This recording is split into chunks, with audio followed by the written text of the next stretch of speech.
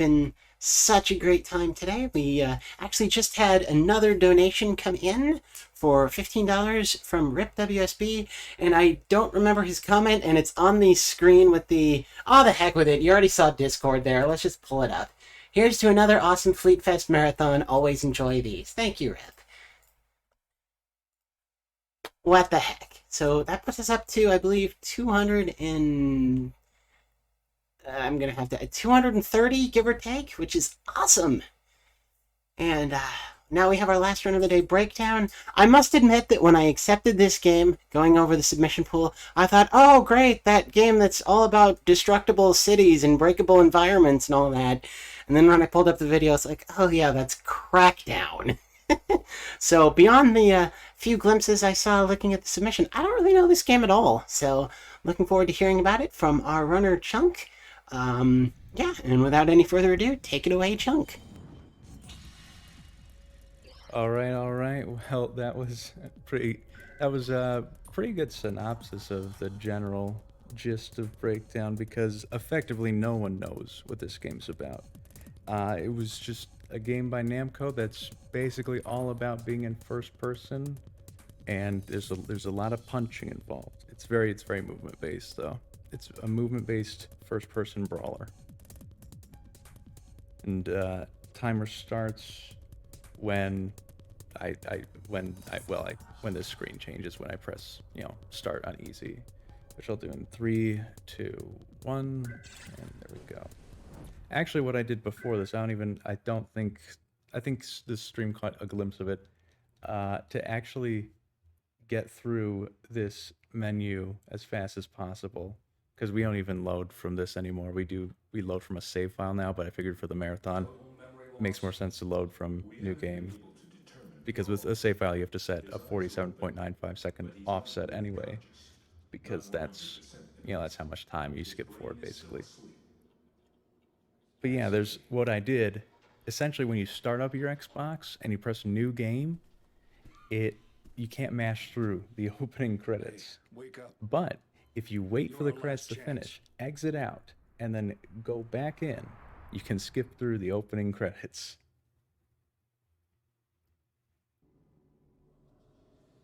5 minutes of it, and you liked it. Excellent. Yeah, this was a game that never really had its time in the sun, which is it's very odd to me. There's a handful of people that remember it. Most of them seem to remember it quite fondly. But yeah, this game is in general very new to speedrunning as a whole. It's only really been speedrun for about a year, and as such, I'm personally, and I think a lot of other people in the community feel the same way. I'm personally very hopeful for the potential it has. I feel like there's a lot we don't know about it. But even in the amount of time that we have been studying it, a fair bit is discovered, especially in this first area right here. This is the most optimized area because, well, it's the first area. Isn't it the case with every speed game, really? Yeah, where you do most of your resets and such. But yeah, the majority of the game is one of the reasons I like breakdowns. The majority of the game is not at all punishing. Like your everyday 3D platformer. If you miss a jump by a little bit, you fall off, you're done. That's 30 seconds right there. With breakdown, you miss a jump a little bit. Hey, you look silly, but it's nothing really happens. For a good portion of it, you're just going through like offices really fast. So it's like a lot of it is not very punishing. It's very easy to get into, but it has a lot of depth. But the main speed tech we're doing here is what I call long jumping. Essentially, if you just hold forward, you jump, but long. And it's notably faster than walking. There are dialogue options in this game. Explain why everything's in Japanese. Oh, thank you, Rio. I forget that that's a bit of an oddity, isn't it? So yeah, game was released twice, and they were very different releases, like shockingly different. So much so that I think it's the reason that Breakdown was not popular is because of the releases after the original Japanese version, which had a significantly increased difficulty. But yeah, going back to this Japanese version right here, the tutorial is shorter. There's areas of the game that don't require you to kill enemies at all.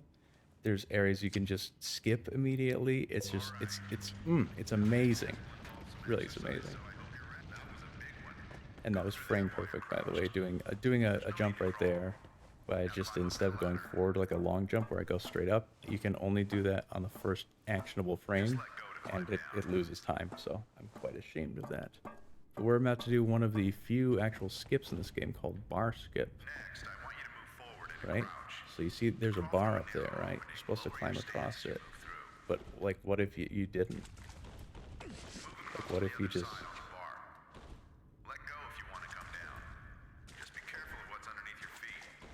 That was almost a beautiful bar skip. I got the first 2/3 of it. But yeah, you don't need no bars. The exact reason for that, I don't know if I'd be able to explain it concisely, but I'll give it a shot. Basically, if you lag the game below its base 30 FPS, then if you jump on certain parts of your animation, the game still thinks you're on the ground for whatever wacky reason. So you can do another jump, and it just so happens that in that pit right there, right next to that bar, it happens to lag enough that we can do 2 jumps. And it's great. And you also see me, normally if I hold backwards and jump, I just go straight up, but you actually have 2 frames at the start of your long jump where you can input a different direction, and it will move you in that direction. Yo, what up, Dax? Dax is in the Fleet Fest chat currently. He's actually the great grandfather of breakdown speedrunning. Like, he was the original. Rio242 would be the original after the original. And then I am also here. Yeah, this is one part. To those of you that may remember Breakdown, this may look unfamiliar, unless you just happen to play the Japanese version when it came out. But yeah, that right there, what I just did was when I mentioned the tutorial. It's much shorter. And why did it just there where I shot at him? Basically, if you do that, his dialogue's much shorter. So you can just kind of cut him short when we leave like 5 seconds earlier. It's sick.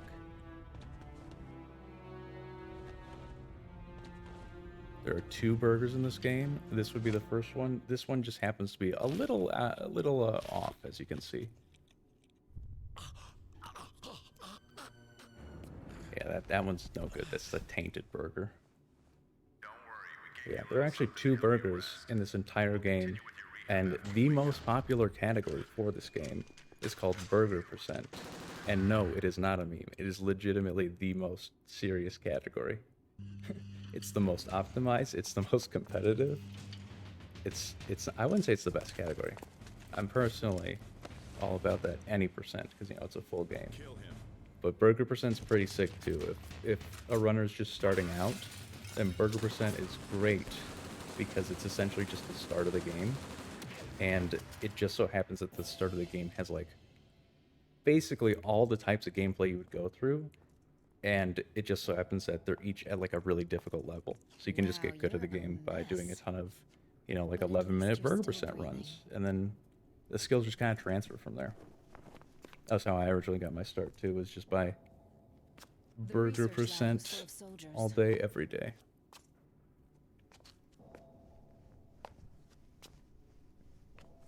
But yeah, any percent's a real wild ride. As you can see, it's got a 2-hour 45-minute estimate, and that's not because it's just because it's long. It's just long. It's a long game. But I do feel there's a lot of this game that can eventually be skipped. And what I'm doing right here with these dialogue choices, there was one before, but these dialogue choices usually, well, they always have Y or X. Long runs can be good. This do be true. Speaking of comfy, I've done like the past like half a year of my runs doing any percent. I do them all laying down. You just gotta relax for any percent. Because it's just, you gotta settle in for it. Dang, under 3 hours. You know, there was a time when Breakdown was over 3 hours, and like the 3-hour barrier was broken. Right now, the 2-hour barrier is literally impossible to break.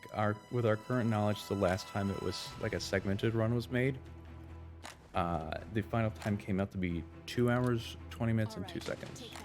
And we're grabbing this ammo here because it's, well, it loses no time, and it's basically most of the ammo we need for a lot of the run. These soldiers right here, what's great about the Japanese version is that every enemy has significantly slower reaction time.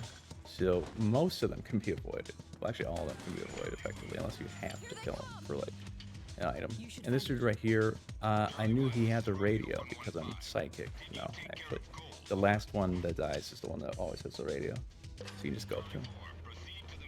Also, yeah, the English version gives you less health overall, which is wacky.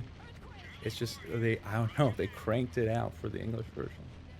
Ooh, wow, that was quite nice. What I did just there, where I just kind of glided over those boxes. Basically, during cutscenes, the game really wants you to just kind of look at the cutscene, right? So it faces your camera towards it. So if you're in the middle of a jump, it just kind of pulls you into things. So you can do that to extend some of your jumps here and there. It's not a lot of them, but yeah.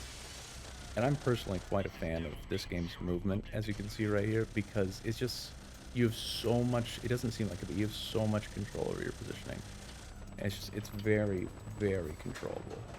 And it feels very snappy to me too, especially because like, basically you have like, think of like a 90-degree field of vision cone on your analog stick. Wherever you're facing, you got 90 degrees, and you can move your analog stick between those 90 degrees, and that's where you can do a long jump. You push a little out of there, you get a 91 degree. No, you're going to be doing a neutral jump. So you have to be holding what the game considers to be forward to do a long jump.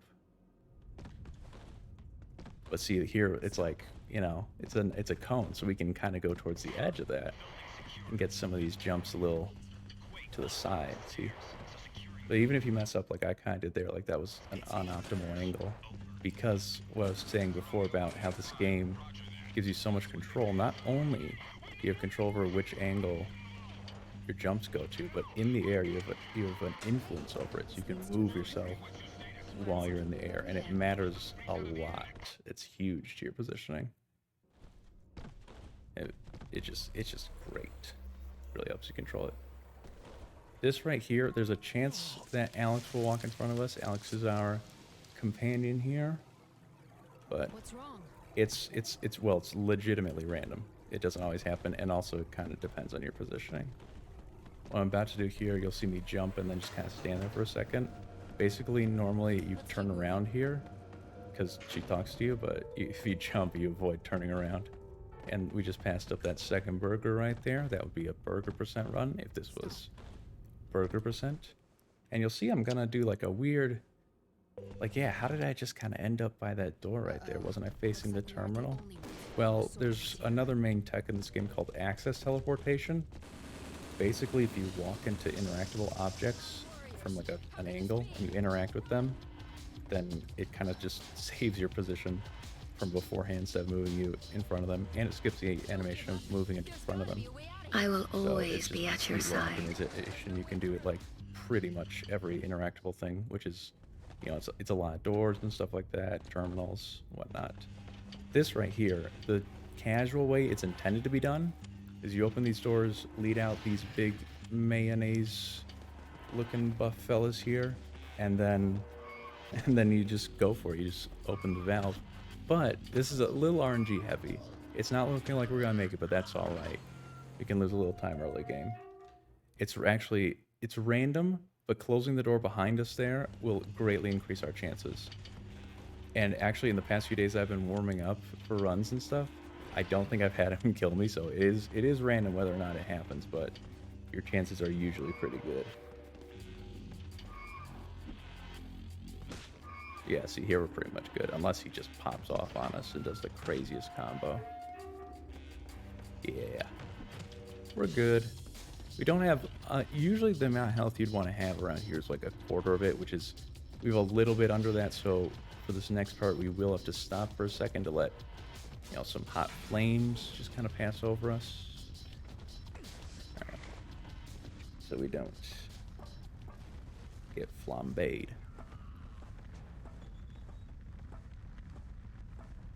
second. And now we're good. It's like you barely have to give it any time, but yeah. If we had like a quarter health, then we could go pretty much all the way through. No problem. No problem.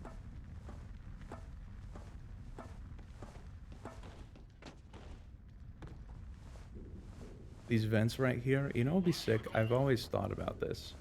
Like, what if there was a way that we could, like, glitch to stand up in the vents and just do, like, normal running or jumping speed? Because vent speed, where you crash like this, kind of slow. It's kind of looking slow. It's not very speedy of this run, is it? But alas, there's no way to skip the vents. Any of them, for that matter. There are actually very few skips in and of themselves at the moment, but that could all change. We don't know a lot about this game. There's a lot of potential it has. There's a lot of interesting interactions. As a matter of fact, his Twitch username is like James Garrick XD. He's probably in the chat for Fleet Fest. He actually found something technically new tonight. If you hold a very, like, just barely enough to register a direction on your left analog stick and do a punch, then your hands kind of like open at the end of your punch, and that's it. But you know, it's new, I guess. And here we are soon to introduce you to our best friend throughout the run. It's a little move called high kick. So basically, Namco went ahead and they designed this whole combat system, combos and everything. But the unfortunate thing is that they didn't. Whoever implemented this sneaky move right here, high kick, I don't know what happened, but it is easily the best move. It just demolishes everything. It does the most damage of any single hit move. It does more damage than any combo I know of. Which, in fairness, I haven't documented all the combos. I documented the single hits, but it does the most damage of any single hit move. Twice as much damage as the next strongest single hit move. It's equivalent to roughly 11 jabs. And it does like barely any knockback distance, but it still stuns them. So you can just do them over and over again. And it has an enormous hitbox, so much so that you can occasionally hit multiple enemies. It's just, I don't know what happened, but high kick is far and away the best move. And I mean, I'm glad it's there, right? You know, it's a bit of a shame that the rest of the combo system goes mainly just in the shadow of high kick. Yeah. One of the things that stands out for this game in general, I mean, it's pretty hard not to notice, unless someone hasn't noticed them yet. The now loading screens that pop up every now and then. The interesting thing about this game is that it was a pure Xbox exclusive. It's only been released on Xbox consoles, but that being said, it is on every Xbox console that currently exists. You know, it's always on that backwards compatibility list. Been there since the beginning. And what I mean to say by that is that, you know, a lot of people run it on Xbox One and such, which technically have slower load times. Well, the neat thing about it telling us now loading every time it's loading is that it makes it pretty easy to tell when it's loading. So although it may seem a little jarring, that just stops you every now and then, it actually makes it very easy to kind of level the playing field for anyone that wants to try their hand at this game. Because we can just remove the loads. This area, I've seen trip up a lot of people that start the game because you're introduced to two of these big guys at once. But, you know, because this is the Japanese version, technically works on the English version, we can just head over here and, you know, and these guys are going to do their thing on me. It's actually random if I get hit leaving here or not, and I didn't. Excellent. But yeah, there's actually a checkpoint there, so my usual recommendation, so I'm playing through the game casually, is just to run up to the gas mask and then die, and it'll give you the checkpoint right in front of the gas mask, and then they won't be aggro on you. It's great. But yeah, it's tough. It's tough to fight both of them at once. But I've seen some people do it. Some of the mad lads that just go for it. Yeah, the shoulder check. That's their fastest move. But, you know. Evacuate this floor a lot of the time, the moves in this game are slow enough that you can react to them and do something about it, but there are the occasional, the faster ones that slip through the cracks, like those buff guys have the shoulder tackle, the shoulder check. That's pretty fast. There's another enemy type coming up. Basically, all their moves are just lightning quick, so they're a little annoying to deal with if you mess up your first hit on them, because the first hit you can usually kill them with. If you miss that, it's I don't know, goes downhill a bit. There he is. It's him.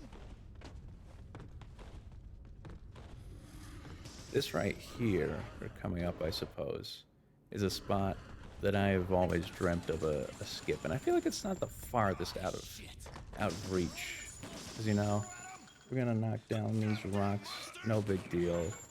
Our boy Derek, the protagonist, he's just that strong. But we're gonna do this little crawl here for like 30 seconds. It's a 30-second crawl, and I always thought, it's like the goal's right over there, and it's like there's other platforms around here, but you just can't quite make it. Don't know of any way to do it now, but I feel like there could come a day when it's very feasible that we just get over there without doing this crawl. Think of the time save. Think of all of it. On a 2.5-hour run.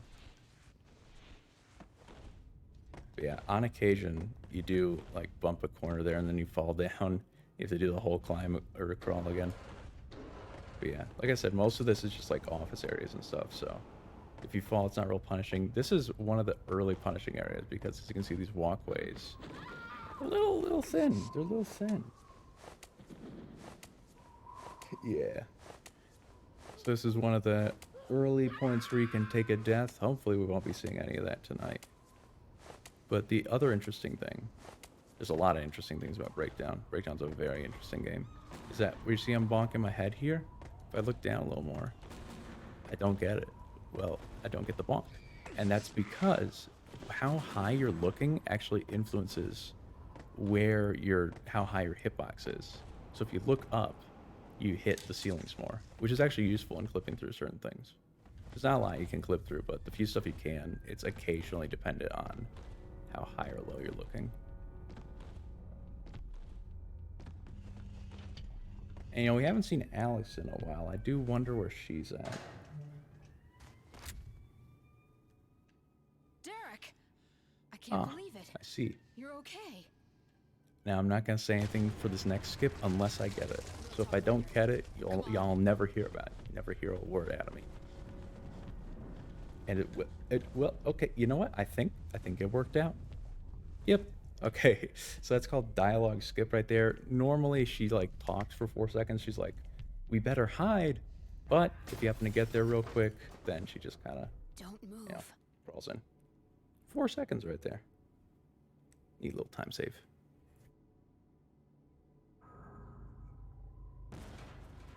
Breakdown has a lot of points of showing you a story rather than telling you it. And I feel like this is one of those points.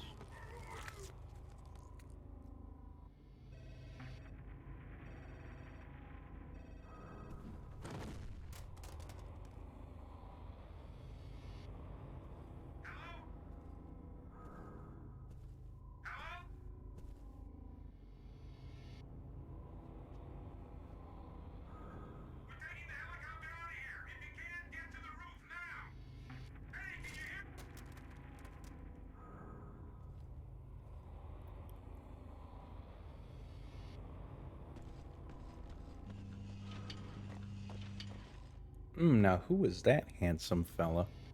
Well, we'll learn more about him as we go on. But yeah, I do like this game. It has that back in the day, one of the pieces of it that was, I guess you could say, praised by the critics a little more. The few that played it. That was definitely Would be its story. There's a lot of points of story in this game. It's very story based. That's our only ticket out of this place. Back then, it was all innovative that the whole thing, 100%, is in Derek's, the protagonist, first-person view. You never leave it, not once. Also, Alex is going to give us a bit of a hoist here, just up by our wrist. Nice and dislocated. Great. Let's go. Yeah. Oh, this reminds me. This upcoming point. I'll say it when we're there.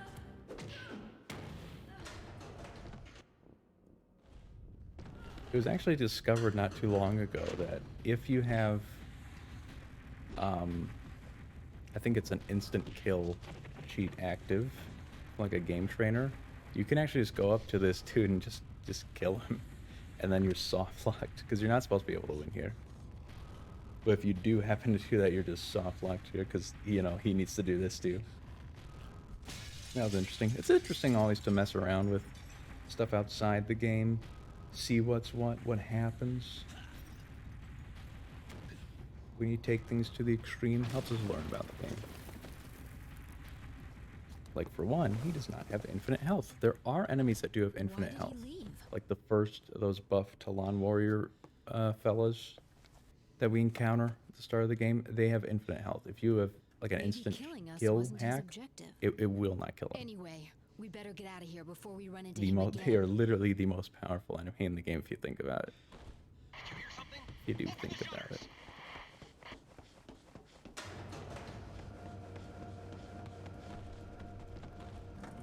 Now here we're gonna get something that on a casual level is pretty broken if you think about it, but you know, I kinda like it. First of all, this is one of the things that makes Derek, I suppose, a uniquer protagonist. Is like, this is one of his defining traits, is his arms, you know, he's got some glow on it. That glow is gonna progress as well, he progresses. Enemy. But yeah, I like the glow. I don't know about anybody else, but it's pretty neat. But what we just got from them, I don't know how much you saw of it, because when I just went up to that box and gave it a, you know, the switches, I guess. I don't actually know what he did there.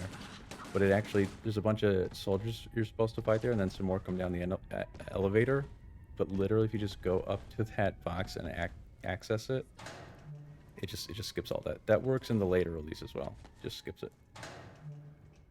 But yeah, what we got from that whole thing was something called the ballistic shield, or the Talon shield. Basically, if you guard, it's just immune to bullets. Just immune to bullets now. And because reloading guns, the animation for reloading is like super low on the priority chain of animations, you can just kind of start the reload animation and then block. And because your block, you know, blocks bullets, you can just basically be either invulnerable or shooting. There's not really a point when you're not able to do that. Oh, I did not know you could get far enough down there to crouch. Yeah, if you bonk your head on certain things, it puts you into a crouch. And we're about to see the second of the skips, which I did quotations in real life, but I suppose, you know, you just have to imagine that for this game, which is what we call pillarless, right? Sounds interesting. Y'all see it in a sec. It's really quite simple. It has to do with, of course, you know, respawn manipulation and, you know, stuff like that. But basically the gist of it is that there's this door in this little area right here, because we have to wait here for a second. So there's that door over there. When you interact with that door, it starts the next chain of events. So the game's always waiting for us to interact with that door. But our buddy Rising Plague Zero discovered that you could leave this area without interacting with the door. Let's go find him. There's got to And be so some way to get down to the lower levels in here. you get a double jump here. Yeah. And now we've left there without interacting with the door. So the game, well, it's still waiting on us to interact with that door now, isn't it? And this door's giving me trouble. There we go. Cole's over there. Doors. How could they? There he is. But yeah, it's still waiting for us to interact with that door. And you know how when we started this area, you know, we were kind of laying down, right? We got up. It gave us that weird little logo on our screen to stand up. So if it still thinks we're in that area and we say, I don't know, grab a different checkpoint like this one right here. Oh, what's this? We're not laying down, silly goose. Well, by doing that, when we push forward there, it actually saves our respawn location wherever we were when we pushed forward. And so we can just roll to save our respawn location on the other side of literally any geometry. And also skip little cutscenes like this. And it is excellent. And that was pillarless. I know what you're wondering. Why is it called pillarless? I didn't see any pillars. Well, that's the point, isn't it? But yeah, there's normally like... normally you interact with one of those doors and have like a hallucination of some concrete pillars that dissolve and whatnot. But who needs them? Who needs them? Who needs them? You notice I'm walking sideways here because, well, you know, I can't really push forward yet. This little decal buddy of ours on our screen is gonna be sticking around for a while though, so get used to him. He's a good friend. What a relief. He lets us do pillarless. Change the security code. I haven't changed it in 15 years. Glenn is someone I allow. Yeah, once this loading zone happens, we're good to go as for pushing forward. It'd be a real problem if we couldn't push forward for after this.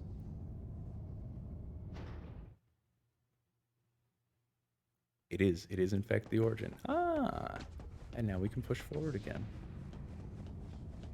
But he's gonna stick around for a while. I do mean a while. Because, you know, the flag to tell him to go away never really happened.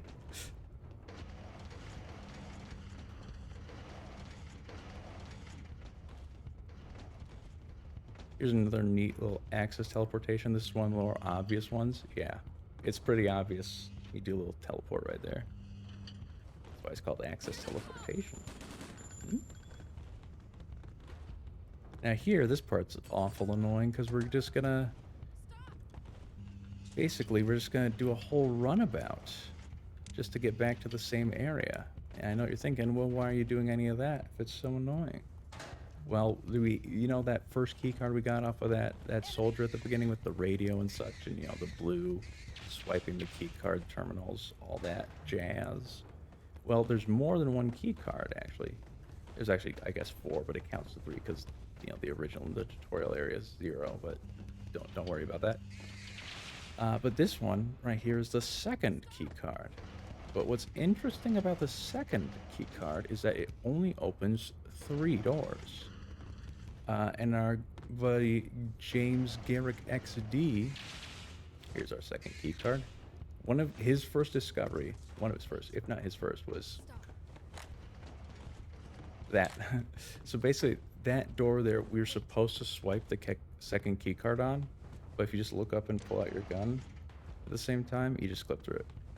But I know what you're thinking, well, if you're clipping through these doors, why are you still grabbing the second key card? You did that whole runabout just to get back here, just to grab that key card, just to not use it? Well, it's used 2 more times, unfortunately. There wasn't any wall like this One here of which is before. just around here. This is actually the only one of the 3 key card doors that we need for the second key card that has not been clipped through. If we can figure out how to get through this door, then we literally just That looks do useful. not need to get that second key card. That whole detour we did, just forget about it. If we can get through this door, that's, well, I mean, it's like on the other side of the room. This is another spot that I've always dreamed of a skip for. Because much like the second key card, you know, what we're doing right now and going up and stuff, that's not really the goal for where we want to go. We're just doing all this to make this wall disappear, just to get past it. Unfortunately, I truthfully don't see a way of skipping that. It's just a great mystery.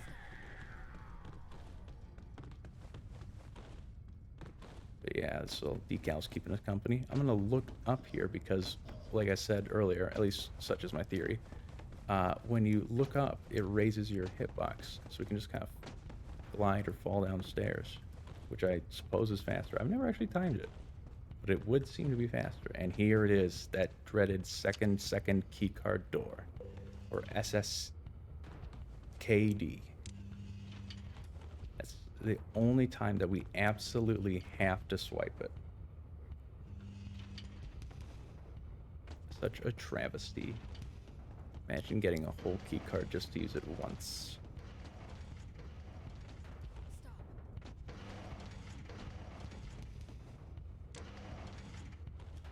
Access teleportation.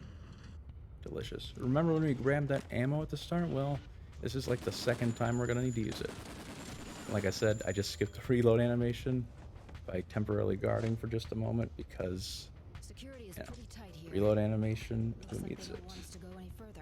What do you think? Level 4 keycard.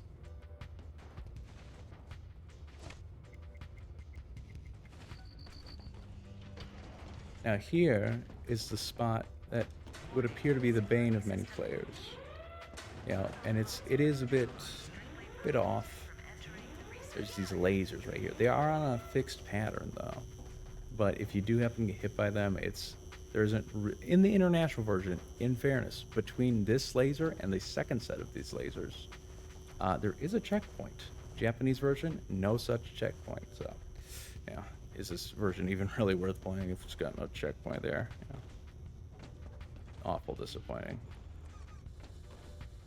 These guys, their reaction time, they need to work on that. I just waltzed right by them, no big deal. Some nice security they have here.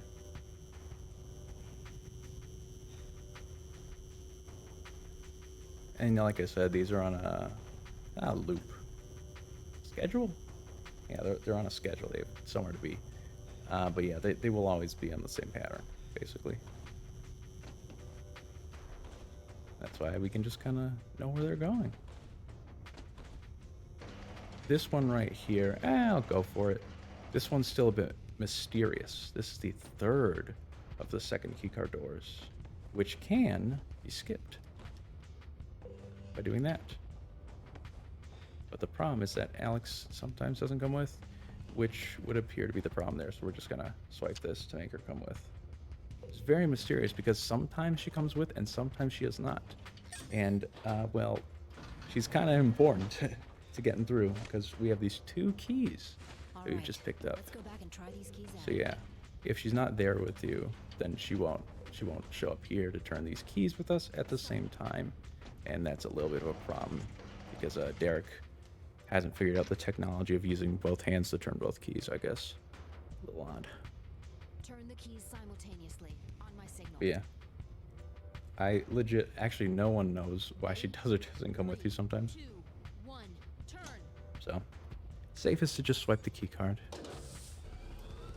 But that's the unfortunate thing is that if she doesn't come with you, then, you know, if you could skip all those key card doors prior to it, but then, you know, you'd still need it for that one. Enemy. So, we still have much to learn about Breakdown. Indeed we do.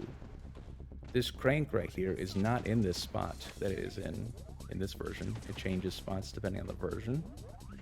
But that one, honestly, I feel like I don't know. I think I kind of prefer this spot. The other one's not even that far, not even that different. It's on like a table in that room.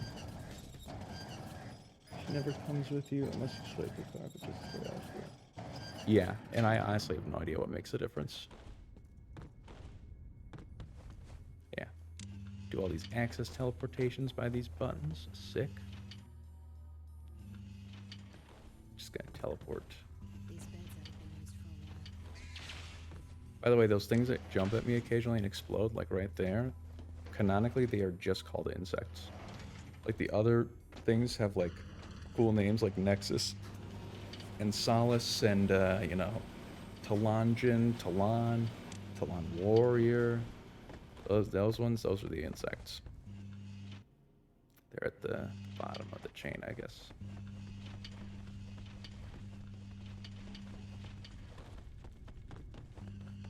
We just passed up that lady Stefania. Don't bother her, she's working.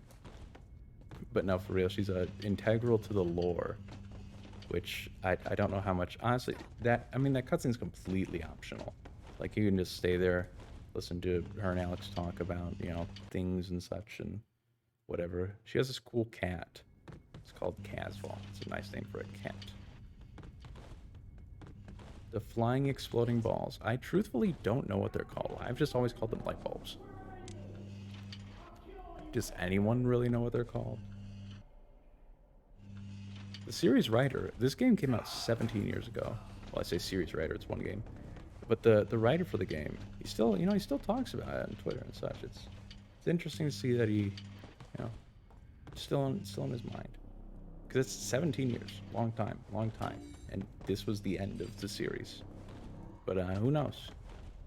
Could make a comeback someday. Just 17 years as a gap, that's, you know, I think we've seen worse. I don't know what series, but I think it's possible.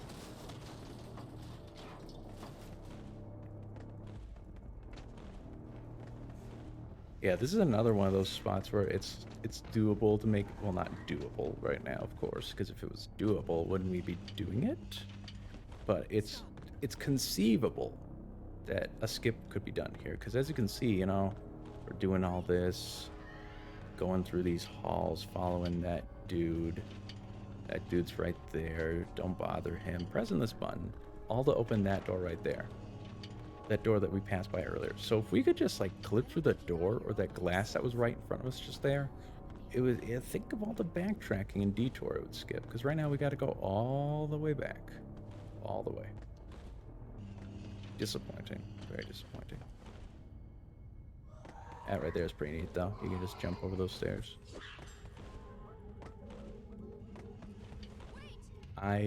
What? Did anyone else just see that?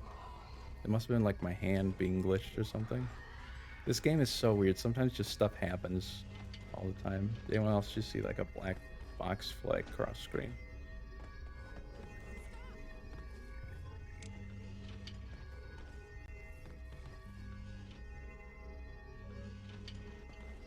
Well, yes, it is quite immersive to walk there and walk back. I did my laundry today, and it involved me going, you know, up and down the elevators and throughout the halls of my building like 3 times. You know, there and back, there and back. Very immersive, very realistic. Enemy. We got another lore part here that we're gonna have to, you know, kick to the side in the name of speed above all else. This fella Glenn here, we didn't actually always know, if you can believe it. The ancient knowledge did not contain this, but we didn't know how to skip Glenn. This is a speech, you know, this is called Glenn skip, what we're about to do. So you'd have to, back in the day, you just kind of have a 2-minute break here. You just kind of wait for him to stop talking. You know, he's over here moping over, you know, all that. He's just waiting for people to come by so he can give his monologue. We're gonna wait for the cutscene to begin, and we are good to start skipping Glenn.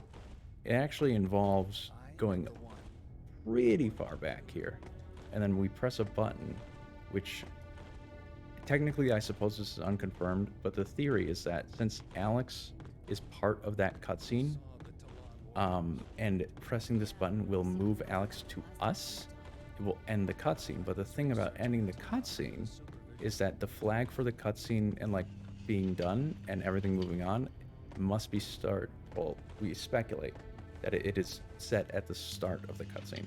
So now that Alex is with us, no more talking. They're done. Stop. Very fast conversation. Now when we go back, he'll be ready to take us to wherever it is Glenn takes people. I wouldn't follow Glenn if he told you to follow him, to be honest. Doesn't have a great track record. Got read into the lore.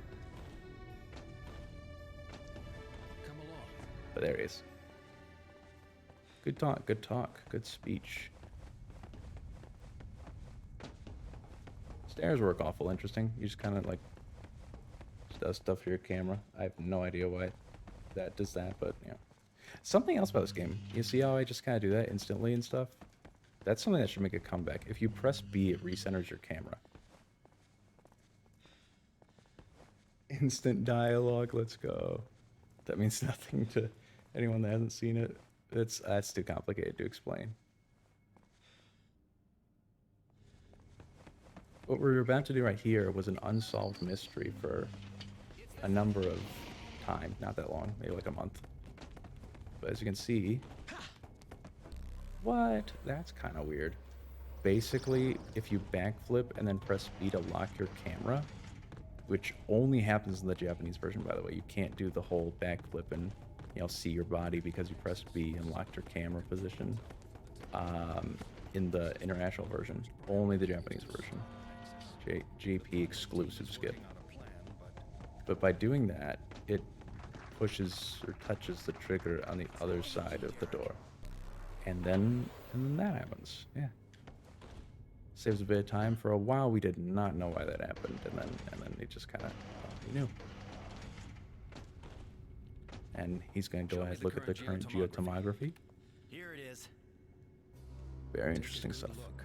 This is Site 0. Nexus is located at its center. We've studied it for 10 long years, but it is still full of mysteries. We do not know who created it, but we do know what they created it for. It is definitely a weapon. The technology is astounding. Our understanding has not even scratched the surface. No, to tell the truth, we have not even found a surface to scratch. But isn't it dangerous? A Pandora's box? Extracting hope and hope alone from Pandora's box. That is science. But you failed. I can't argue with your assessment, but as in the legend, hope remains at the That was bottom of interesting. our box as well. Some can't teleport there. This game's so weird. Stuff happens. You are that hope, Derek. You must stop Nexus. If you do not, the planet will be faced with a horrific crisis. Crisis? Isn't apocalypse the word you're looking for? Please. But yeah, as 2K was saying, the timing. Well, I guess I just refer to him as 2K's. Like I said, is that's his. I guess you could say community name. Count on you, Derek. But The on Twitch it's accelerator James is ready. Garrett Time to Steve. go. Okay, back to work. They're not aliens, real. Don't call them that. That's not accurate. Not accurate. They are. Well, I don't know if they're terrestrial or not. They could be extraterrestrial and just inhabiting Earth at the moment. But they're cyborgs, I think. They're some kind of robot.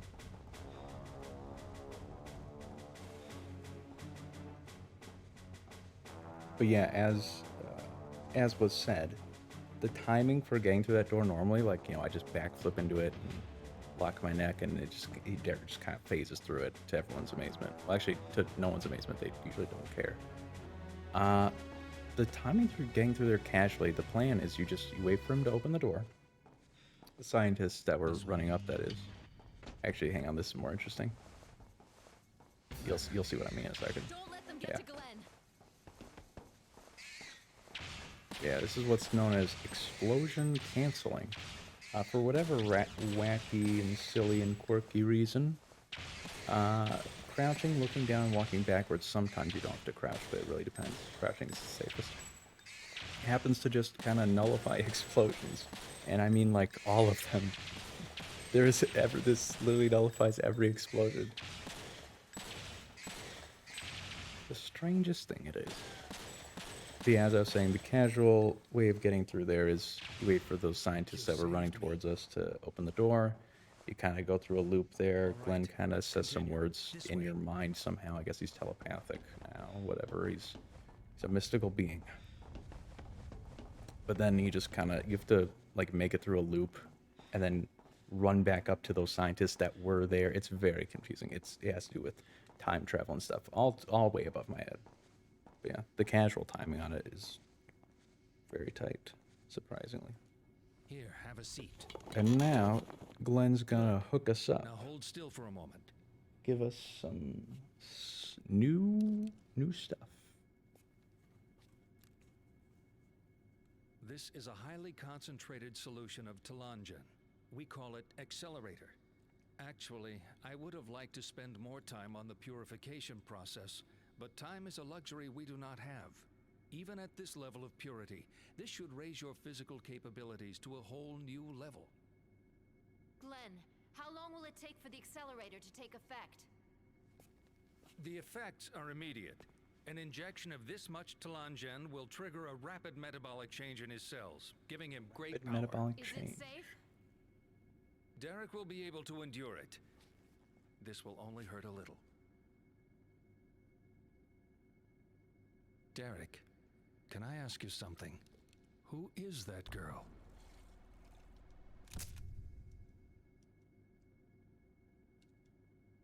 Don't you know who she is? No, I do not. She doesn't work for this research center. Ooh, that's a Why does she know mystery so right much? there. Glenn doesn't know who she is. Who is she? Mystery person. Does she know so much? But yeah, our arms are even more glowy now. Look at that. This man's like a human glow stick. Serum into. Well, he's the doctor. He only killed like what? Basically all of his test Is that patients it? except for us. The number of receptors in his body has increased Yeah. in response The to lore the kind of is additional like for some telepathy. reason when So the that's people it. get injected with that Now stuff we're to make ready to them face super Nexus. soldiers, How do we get to like Site basically 0? all of them just Use the die. direct access And elevator. then You'll Derek, find it in- our guy, F block. doesn't for some You are reason. well informed. He's just, Okay, I don't know, let's built up go a kick some tolerance. ass. Here they come. These spirit bombs, that is what they're called. Oh, can we hit him? Oh no, sometimes he wobbles a little too far out of our range. And then you have to fall off there so you can, then you just have to get a little higher ground. Unfortunate. But those spirit bombs that I was throwing at him, the interesting thing about those is that they're awful. That's going to be the end of their use in the run. Only when we have to. It's very odd because they're pretty cool if you think about it.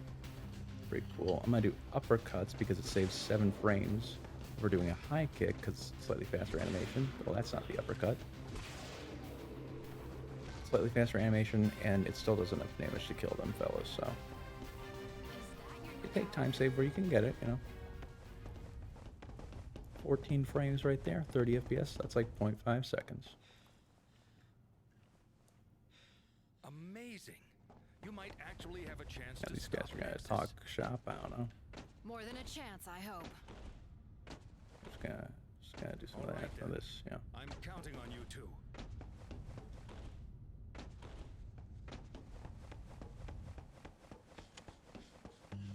Let's go.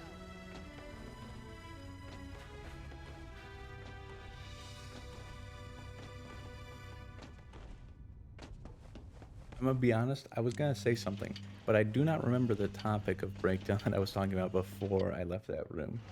So we're gonna move on now. These guys, oh, these guys. So, you see how much damage they did to me there? If you're playing the international version, yeah, oh yeah, rip. He's gone. If you're playing the international version, oh yeah, energy balls can be charged. So it's not even that they're just not fast. Literally, the damage doesn't go up the more you charge it. The only thing that goes up is, well, one, it's power consumption on you because we have that little second bar below our health bar, and the amount of like time it stuns an enemy, right? It will not increase damage. If you minimally charge it and maximally charge it, it's the same. How peculiar.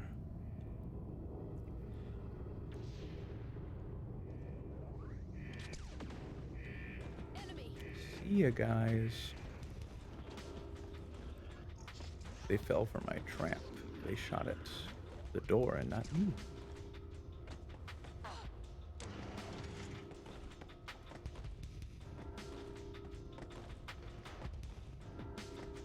Another big access teleportation. Bam. Look at that. Beautiful. Beautiful. These guys actually have a bit of RNG to them. Those green goblin looking guys that shoot the lasers at us. Oh yeah, that's the RNG right there.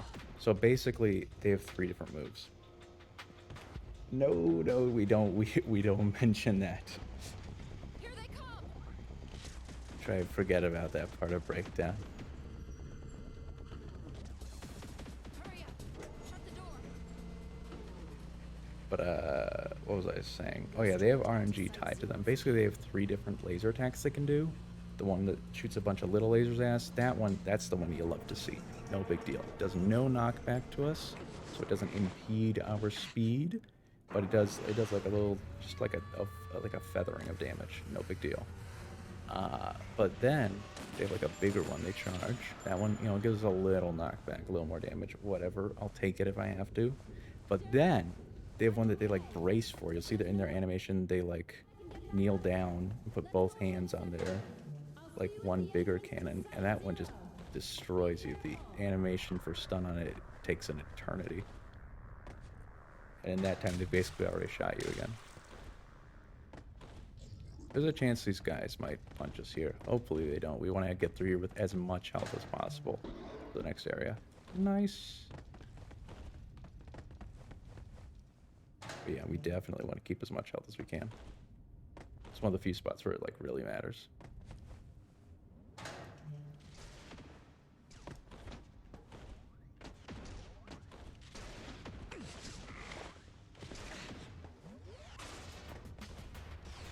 Hey guys, this is my other new move that I learned.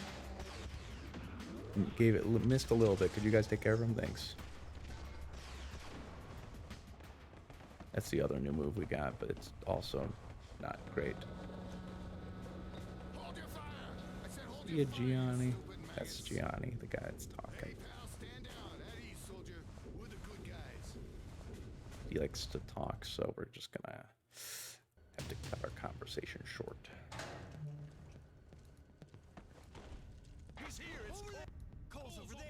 This is part of the reason why we need a ton of health, so that we can just kind of drop down there and say forget about it to all that.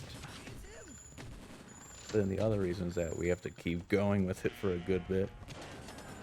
And there's going to be a lot more of these enemies.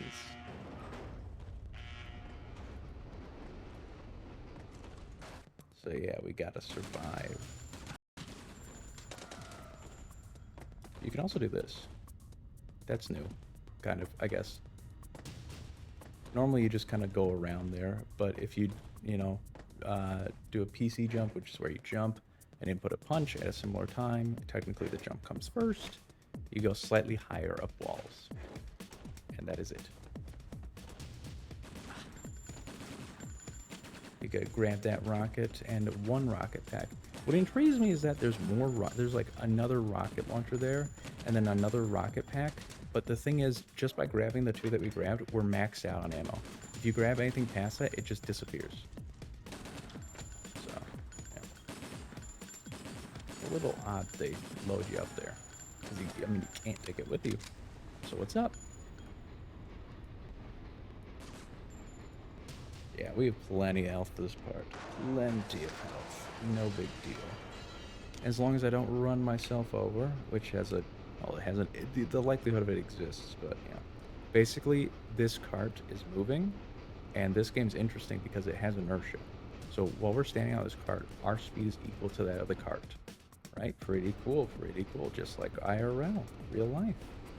So the jumps, the long jumps that we've been doing, they actually add to whatever speed you were at. So if we are on something that's moving, this is one of the few spots in the game. This is maybe the only spot in the game that you can like really get like a hunk of speed, you know? Because this thing's going awful fast. If we jump off of it, you know, we can trap that speed and extend into a jump. Pretty nice, pretty nice. The unfortunate thing is that unless your angle's right and your timing's nice, you do have a tendency to get smacked by the car coming up behind you, which results in an instant death, and that's like a minute time loss around here. So yeah, this is the other spot we need health for, because we're just gonna ignore them. After this, we're basically on free health wise. The next area, yeah, we're good. Plenty good, plenty.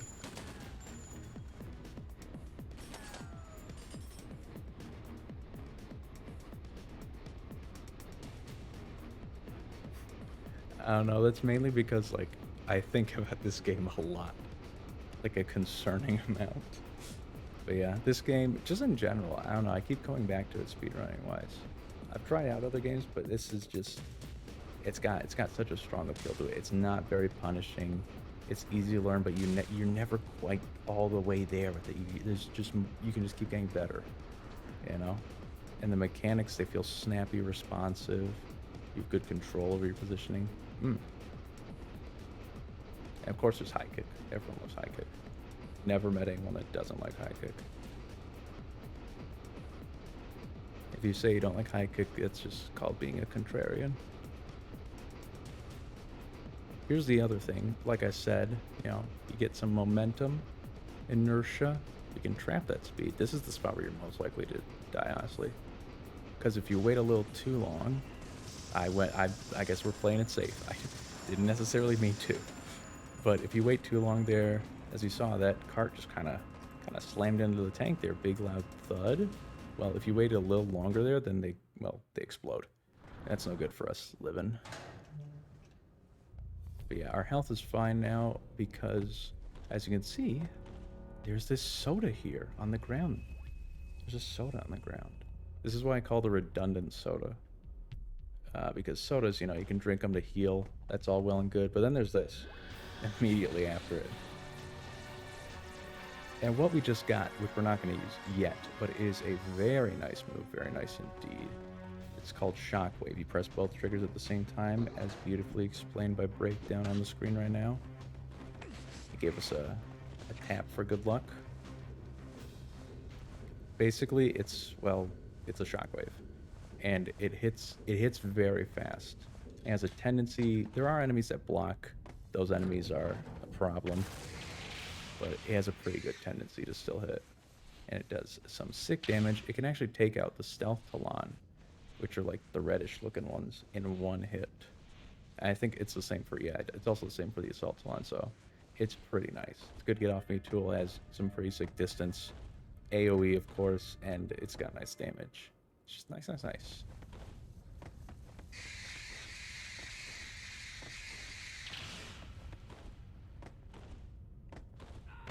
You can't actually, we're about to open a door. You can't actually trigger the events of this door without opening it, because you just kind of walk backwards into it. It does it, but that's honestly not a great idea. It does not save time, and it doesn't give you a chance to kind of walk into position with these guys. Because as you can see, I waited a little bit in front of them, and the reason for that is that for some reason enemies in this game are invulnerable until a certain point when they become like active. So I had to wait and see for her to do like a little turn, and then we got them. Other than that, they just tank them. Just tank them. There's these tripwires here that are supposed to stop you, slow you down, but there's no slowing down this train of speed. Object. Human. So Hypothesis. the majority of those tripwires we are just going to jump through, which is not a bad thing, because we do not need this health. There's a very excellent point to die just a little bit past this. So instead of slowing down for all these tripwires, we can just start doing that, because while you're in the air, or at least certain points of your animation, you really can't get put into a different animation. So you can just, tank hits, tank explosions, and it won't slow you down. But it's like in the middle of your jump. So it's not the easiest thing if you're trying to do it on the fly for like a hit or an insect exploding on you or something along those lines. But, Thanos will pretty much always hit us with that, the blue spirit bomb, because he can do it too. He just takes whatever Derek does, copies it. It's not very original.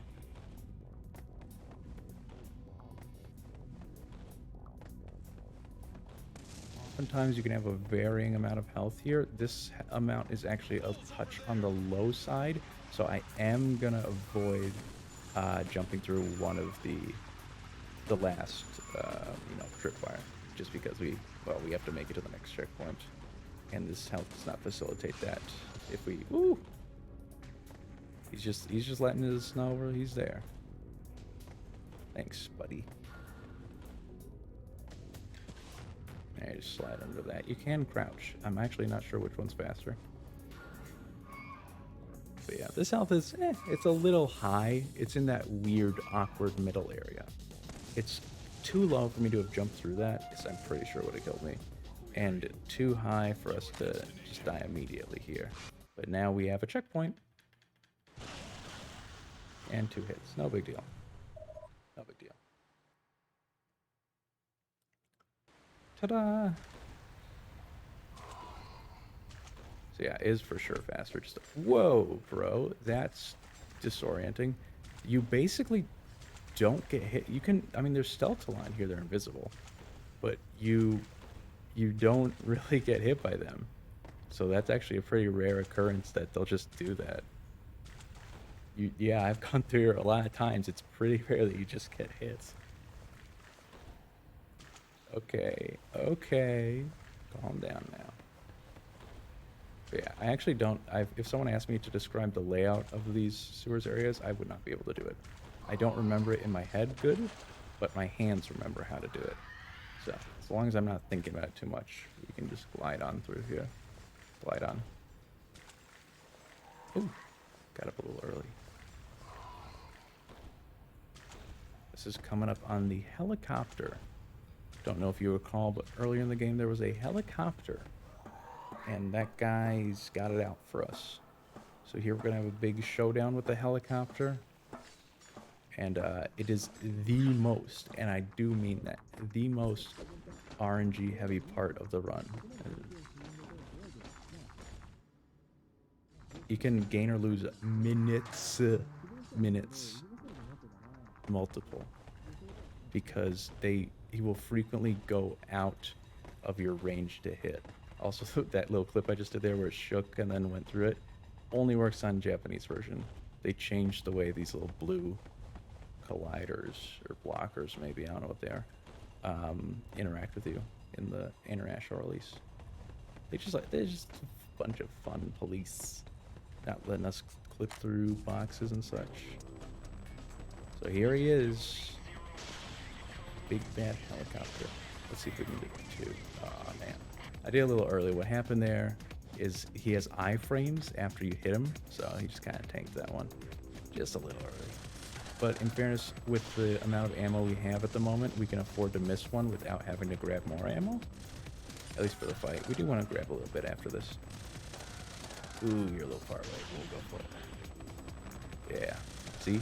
Even if it just seems a touch far away, it's very frequently out of your range. And he can just sit off screen for a very long time. And whatever attacks he does, whether he shoots at you with the bullets or shoots the rocket, is entirely random.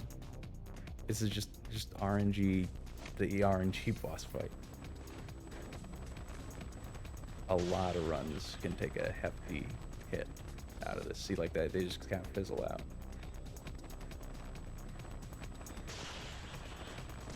Yeah. Ooh, wait for it. Ooh.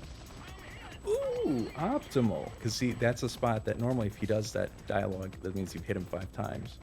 And he has to go all the way back there normally to, well, just kind of proceed and explode and stuff. But he was right there. He knew it.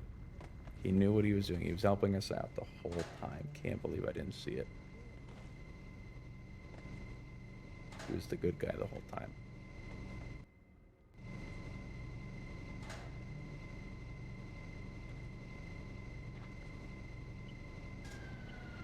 We've thought about a great many ways to try and skip that fight. A lot of them just involve, you know, clipping into this area. Oh! Oh, this is a problem.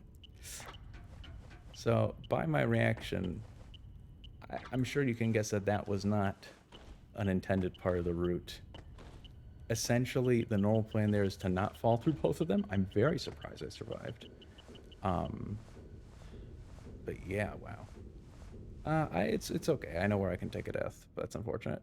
Basically, you normally just kind of want to land on the first one there, but like near that hole, not through it. But yeah, normally you just kind of die if you fall through 2 of them. So, kind of in a goodish bad spot. But yeah, knowing where the checkpoints are, there's one that's not bad at all. There was actually a point when the checkpoint that we're going to die at was just straight part of the route. Because it was like, actually, I have no idea why. I just stopped doing it at some point. But you remember that whole explosion canceling thing? This is its biggest use, to be honest. Because the other one, you know, with the insects exploding on us and stuff, that fight is actually on a timer. So it, you know, whether we kill them or not, whether they kill us, explosion canceling, shoot them, whatever, it doesn't end up really mattering because it's on a timer. This one, however, is pretty neat. Because they're gonna, the military folk trying to get Alex, gonna explode the door to what room she in, right? See, it's right there. So explosion canceling. Normally you'd have to back off here and then come back here.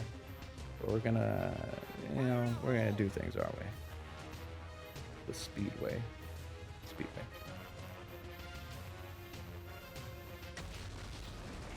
Explosion canceling's pretty neat. It cancels every explosion. It's not even, I don't know how it works, because it's not even a hitbox thing, because the hitbox thing, that thing has to be huge. And it's just like, what happens, you know? Why does that happen? Ah, well. Works out for us. What's interesting, I don't even know if it's noticeable, but what I just did there, that jump was slightly higher than normal. And that's been happening throughout the whole run, actually. Because when you access things, you jump slightly higher immediately afterwards.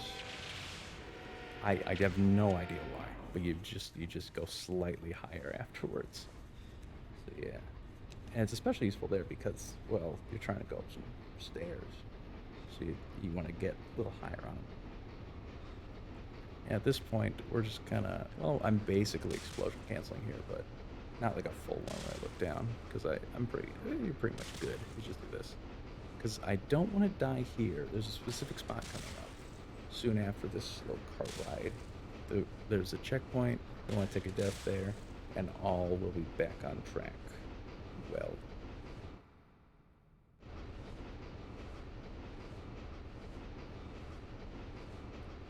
These cart parts, as interesting as they are for, you know, allowing us to do those fast jumps and stuff, which we only really do 2 of.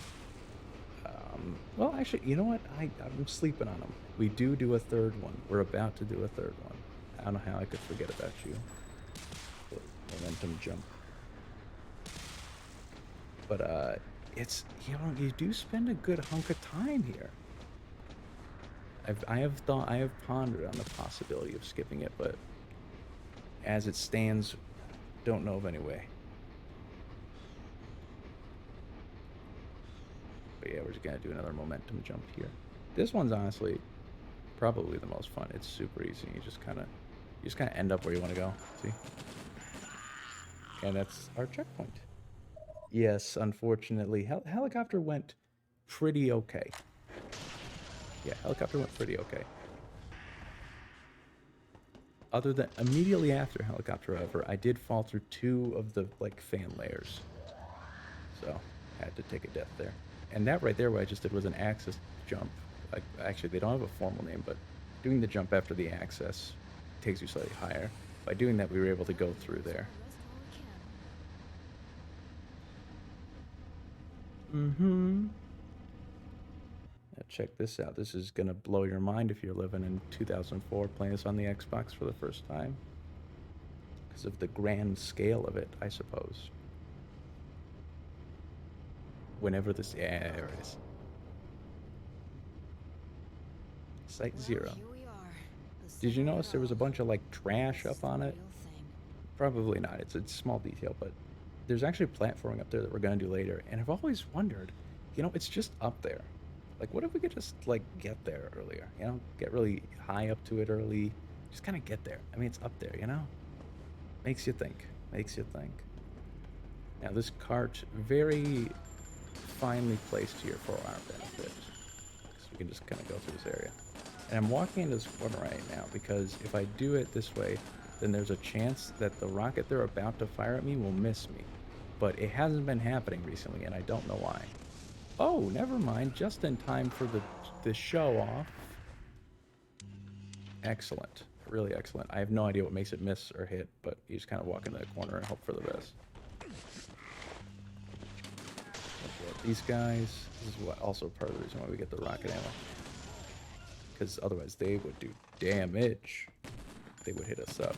And there's always that one guy that kneels. For some reason, kneeling for them sometimes cancels explosions as well. Explosions just kind of wacky like that. You can blow it up from a distance, but hands were not quick enough to switch to it, I suppose.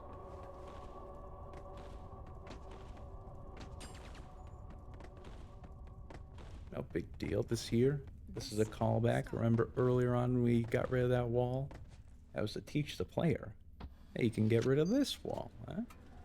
Yeah. Pretty neat.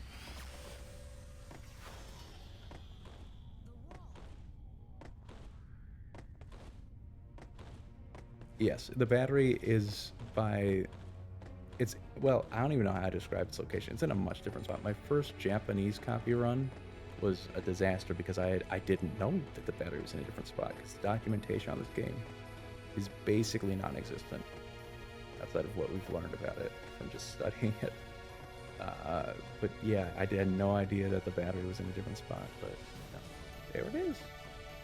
In the original release. This is the most original release. Technically, I mean, prototypes versions of this game have surfaced recently with the whole, Xbox Pro type thing. Unfortunately, it hasn't really yielded anything new, as they were just the Japanese version, but in English. Because Breakdown is like that. It actually, I suppose it did reveal that at one point, this game, Xbox exclusive, famous for its exclusivity, was planned to be released on PS2 and GameCube. Can you believe it? How scandalous. Also, although that was very early in development. But yeah, went down a different road.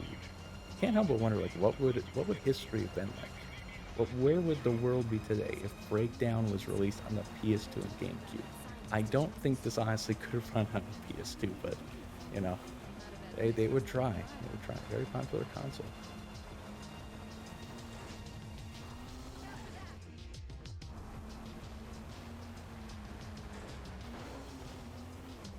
But it's the other thing that's really interesting thing about those is that, of course, if you're a speedrunner of PS2 and GameCube games, I'm sure you know this quite well. PS2 and GameCube emulation has come quite far, especially tasking. So, at the moment, what did I just take damage from?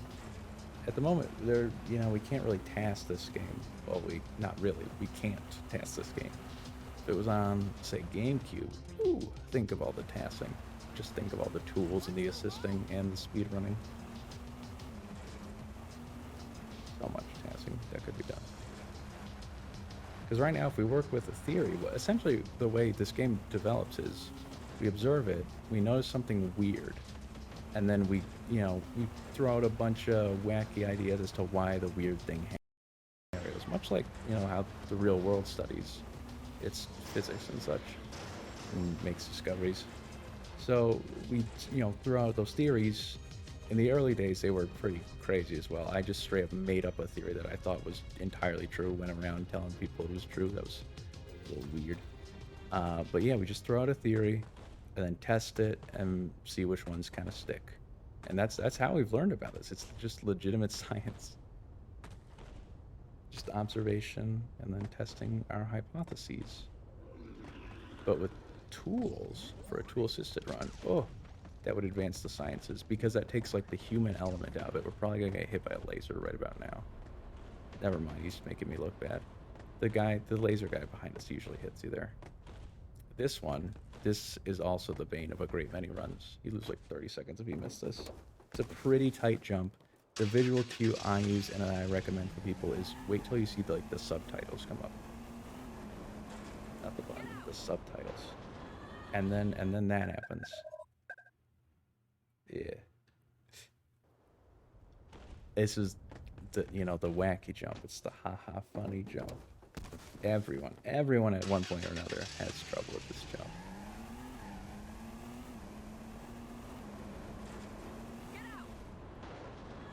It's a funny jump. Literally, it's a little odd. There's little odd spots in the game like that. They're just a little odd. This happens to be one of them.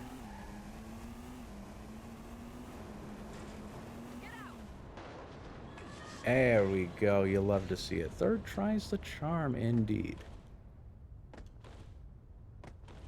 Not bad, not bad. Could have been much worse. I don't remember, honestly, in a completed run, I don't remember what the most attempts I've done on that were. The most failed attempts. I want to say the highest I've gone is 5, but that's just from me guessing. But yeah. Falling off there's by no means a rare occurrence. It's very ordinary. Yes, this is true. We don't have time for either of them and their shenanigans, their theater. Derek is on a mission to beat up a computer with his fists in an underground nature preserve, and nothing's going to stop him while he's taking performance-enhancing drugs. And that is my poor synopsis of Breakdown. That's, I mean, if you think about it, if you know the story, it's pretty much it. Alex is also there.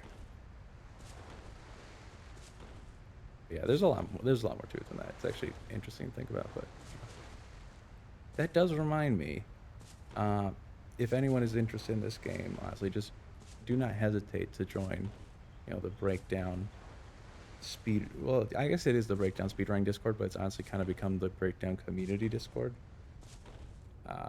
which there's a link to on the breakdownspeedrun.com page. Because in there, I don't remember where it is, but 2K has created a document containing all of the text in English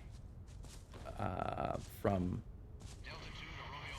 all the clipboards. And the clipboards are items throughout the game where you can, read through a clipboard and you learn about the game and the lore.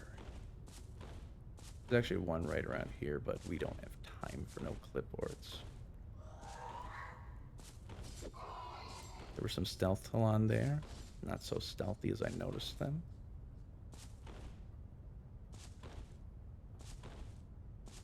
Here is our introduction to the big boys. I think they're called brutes. I think. They're an interesting case. They won't do anything to us, but they're interesting.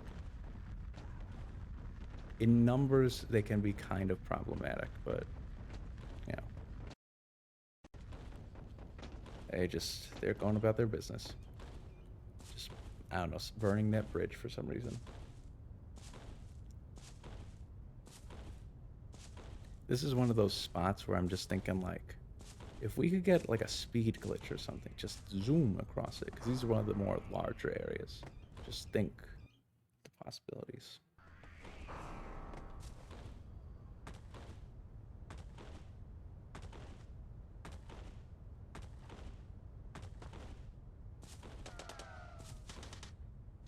Coming up soon is the third and final key card, known in the menu as the master key card. And it is used on count them, one doors. So the thought has always been, what if you could just go through that door? And 2K has tirelessly searched for a way to get through that door. It has yielded no fruit, unfortunately. So we still have to take it's a straight up minute detour. Over a minute. Just to open one door. Just think about it. Just think about that. Time save possibilities.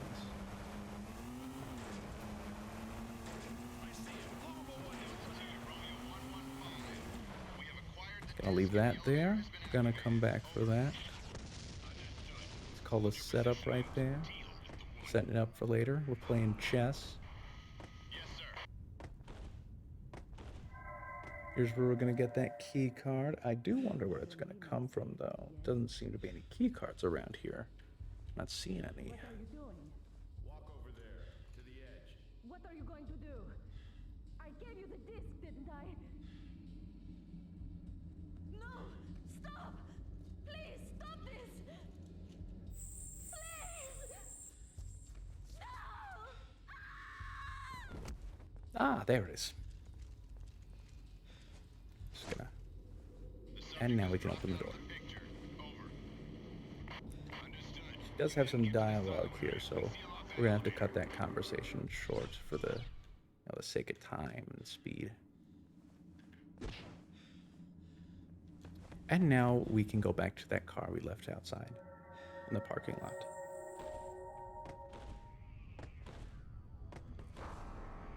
What's interesting about being in the car, at least I find it interesting, is that there's a bunch of soldiers here. Normally if you're out of the car, it's kind of a problem because a lot of them have rockets. When you're in the car, they just seem to, I don't know, miss you. See? Just miss you. I mean, that one hit, but yeah.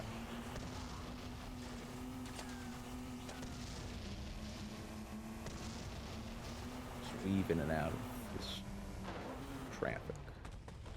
And here it is, the main event. key card door 3 or third key card door, I don't whatever we're calling it. And that was the end of the third key card. It's made its appearance and now it's bowed out.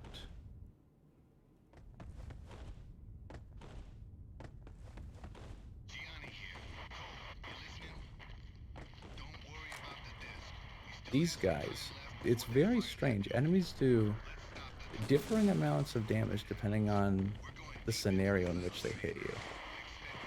Sometimes if a bunch of them hit you, like a bunch of the insects, it does no damage. But if one of them hits you, it does a ton. And these guys do pretty nutty damage. Yeah. Ooh, this part's very easy to fall. This is where there's like a large spike in the punishment from, you know, missing a jump and stuff. Like this and the rest of the game from this point on just has a very large spike in how punishing it is. And here, we're pretty much just gonna have to hope for the best with this health. There's one. You can get through here with 0. Ooh, there's 2. You can get through here with 0 of these things exploding on you, but ooh, by the skin of our teeth. Could I have made it more precarious? Yeah. I see that come up a lot, like, you know, it's, ooh, first-person platforming, but honestly, with how well this game controls, it's not that bad. Like, you can learn it, and you can do some pretty decent stuff with the platforming, especially going up and down silos. The silos, which are coming up soon, they are quite the challenge. But they've also become very refined over the past few months. Yeah, we shouldn't get hit by anything on the way there, I don't think. If this was the international version, we would have, because in the international version there are those glowing light bulbs on the stairs. But this one there is not. Because JPOP as this version, and it is excellent. Side note: the cover art for this game, if anyone ever is curious, look up like the Japanese cover art for this game. It is a significantly better than all the other ones. So I don't remember what style it is, but someone that's more artistically inclined would know it.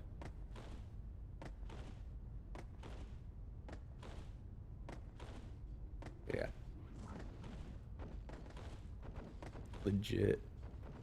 This health actually does kind of work out in an interesting manner, because there's a mighty fine checkpoint that we're gonna grab right before silos. So, not the worst thing that could happen. Yeah, I mean, they did have unique covers. And I don't know which one I would consider the weakest, but I know for sure I consider JP the strongest. I don't know. Between Pal and the NTSC ones were very distinct. I don't know. And then of course there was demo disc and such. There's a lot for this game. And you're thinking, well, why didn't you just let them kill you? That's a great question. So we're just gonna let the fall kill us.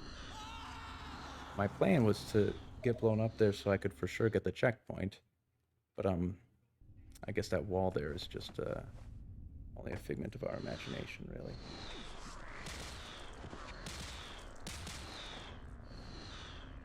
But now we are going to go down the silos. Honestly, this is the most precarious part. Silos. Especially going down them. Grabbing these ledges in particular, the moving ones, is strangely inconsistent. It's certain spots that seem like they should work very much don't work. And here we're gonna grab this ledge if all goes well, and it did. And that one is great because we can get through it without taking damage. Basically, we want to like take as few intentional deaths in here as possible. And with the way this works, we should be able to take 1. You might even be able to do 0 if you're like sick and you have insane RNG. Or like nothing that you don't want to hit you hits you. But that's not realistic. Yeah, that's what that silo there is, one of the steeper ones, health tax wise. But it is fast. You just gotta fall down. Something interesting to know about this game is that it doesn't just have like fall damage. It has a fall death timer. Instead of like having a death plane underneath everything, it just counts how long you've been falling. The LJ there. Gonna have to take a death before the next one. Too bad, too bad. Or do we? Yeah, we should. It's a little risky, honestly. We could try and draw out this health for as long as possible, but why not? Full health and a nice checkpoint. Which assumes that I don't get hit by anything I don't want to, and that I don't make any mistakes going down this silo, which is the longest one to go down. Arguably the hardest, but no.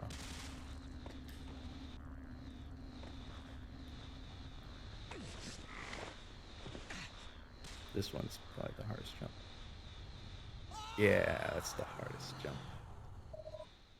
If I went slightly farther forward, I would have hit the ledge and taken damage, like a lot of damage. And if I did what I did, then I would have missed it and not grabbed it. And there's a sweet spot in the middle where you can grab it.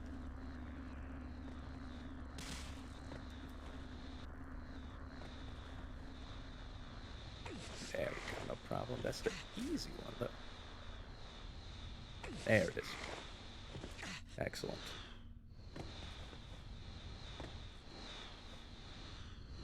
Grab that one. And that's going down the silos. Wonderful. I don't know which would be like the most stressful part of Breakdown. Probably the hexagons, which are coming up.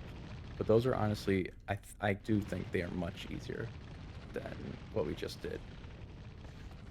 Yeah, it's easier than what we just did. Because there's a strat for going up the silos, because we are going to be doing some of that. We're not just going down here. There's variety. That is quite difficult. But thinking about the amount of time I put into practicing going down them and going up, and how proficient I am at both, I'd say, yeah, going down there is probably the most difficult part of the game. Like, there's some strats later on for going up them silos. But those, I feel like they have less risk.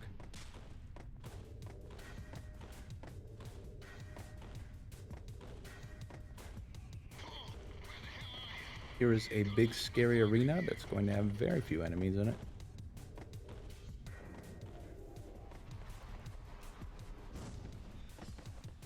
I actually read somewhere online, these gargoyle things up there that everyone's always confused about, like the green one right there.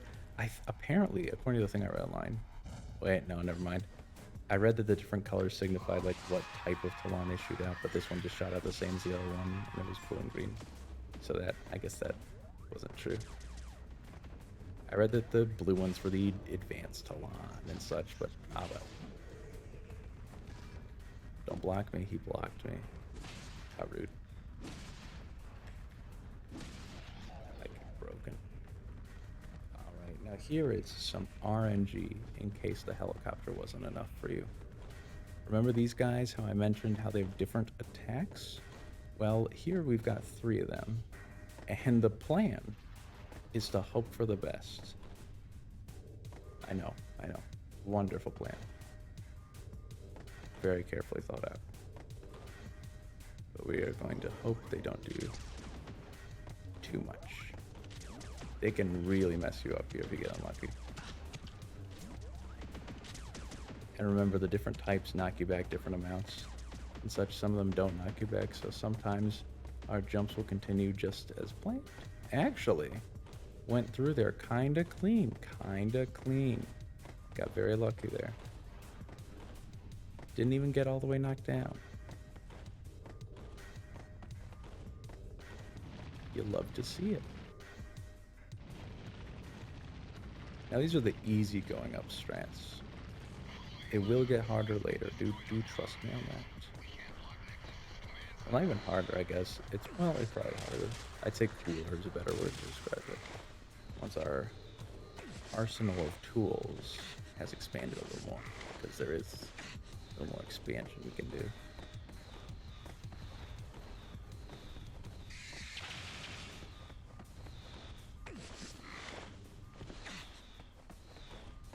I'm not. There's a way you can skip this ledge grab that I just did, but no, thank you. It's not exactly easy.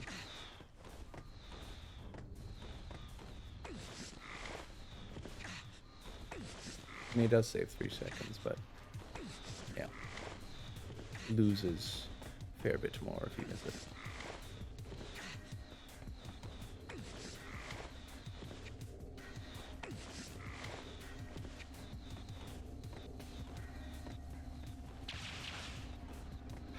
They did not stop us in our tracks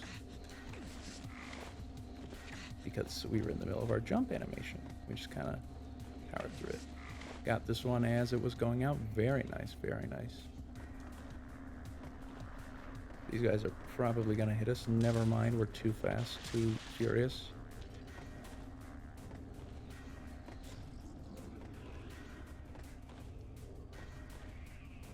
Around here, there is a way to clip through these red things, the red things on the walls, but not with what we're working with currently.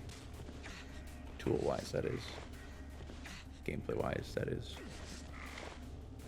I'm being cryptic because I don't know, in case anyone's paying attention to this story. Because there's technically a big twist, I guess.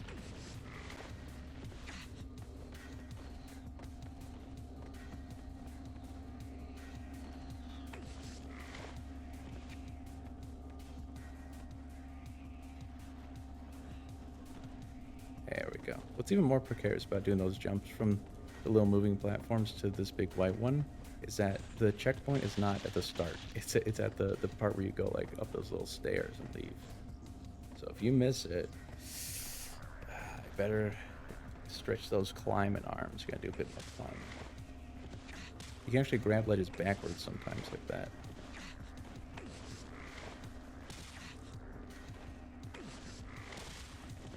Think about the upper body strength Derek must have. Look at all these. Just wonderful. I would not be. If they told me climb those silos, I maybe get past climbing up the first little step stool here, and I'm gonna do something because I'm crazy. Never mind. Wait. Forgive me for my brazenness. I don't know what came over me. Essentially what you can do there, which I've been practicing lightly, is you can skip like 2 ledge grabs, so it's like 6 seconds. That's roughly as much time save as doing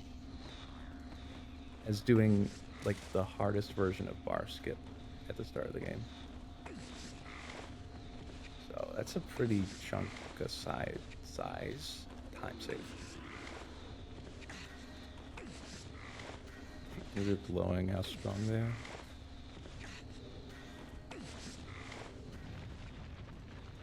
Yeah, we're gonna take it safe this time. Even taking it safe is not that safe, to be honest. Because these jumps are very strangely precarious. There it is. Oof. That one feels weird, but yeah, you can skip. You skip like 1 or 2 of those ledges by like jumping off of the corner of one of them, and then as soon as you land on the second one, you jump off of that one, and then onto the platform past it, and it's a pretty precise position to start with. And also, so I suppose the timing on it's a little difficult. These are interesting. What I just did there was a PC jump to go slightly higher up there, because occasionally these walls are just a little high for you. Doesn't always work that way, but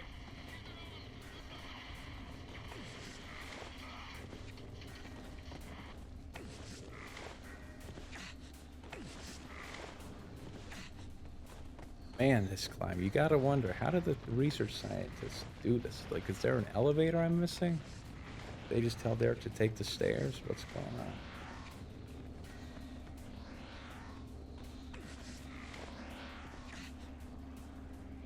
on? Love it if I could just take the elevator. I don't care how many floors I have to stop on. It avoids doing the silos. And this is the last silo for this section of the game, actually. Almost out of what I consider the hardest part of the game. I don't know about anyone else, but yeah, I consider this to be the hardest part.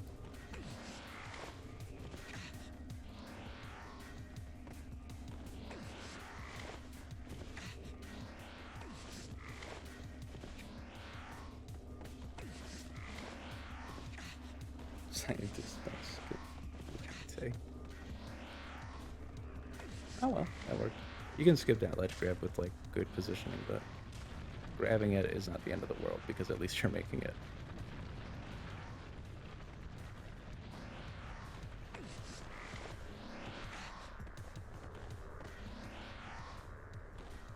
Watch me, I'm a madman. Let's skip this ledge grab.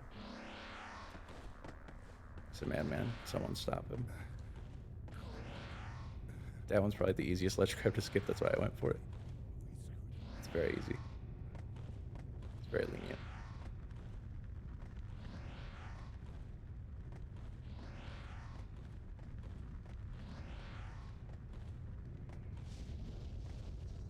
And now, ooh boy, if we could just click through like this door, like not any other door, but this door, this one right here. It's an interesting looking door, I know. Think of all the time saved, because look at what we're doing right now. I mean, story-wise, I suppose it's interesting.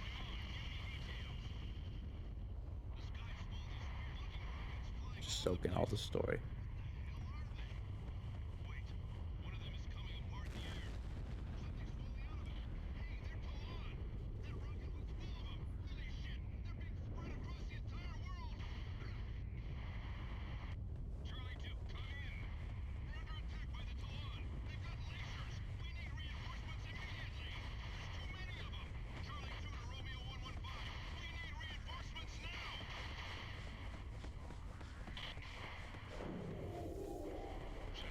And all that, we are finally through that door.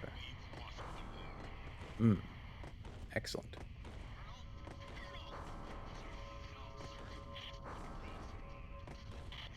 Now we're coming up on big bad boss guy Solace. Ooh, wonder how this is gonna go. It's up in the air. Who's gonna take it? That was strategic, by the way. You actually do want to go into this with as little health as possible.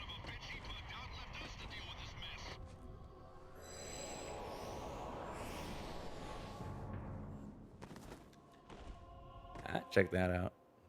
We're all the way over here. The female. Run. Yes, you know, I did a BLJ where I had speed going backwards and yeah. All right, here it is. High kick. That's a mistake. Yeah, so it's random what knockback animation he does. Sometimes he does a long one like that one, and sometimes he does a short one like that one. And occasionally it doesn't register with me which one he's doing. So if he does the short one, you should really go for a jab just to extend his animation out. And there it is. If you misread it, it's not always the end of the world. Unless you're like... I did have one run where he hit me somehow. I had like 1 health, like as little health as you could go. And I somehow survived it. It was amazing. That run died, but you know, still. First round. Kick to the face, and now it's his turn. Good luck, Solace. Excellent maneuver. Excellent maneuver. Really showing off his skill. And that's why he's the best. It is over. This part of the game I think has like the best sound design of the entirety of the game.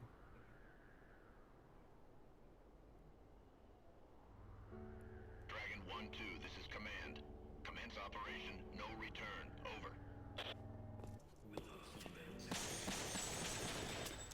This is Dragon 1-2, say again.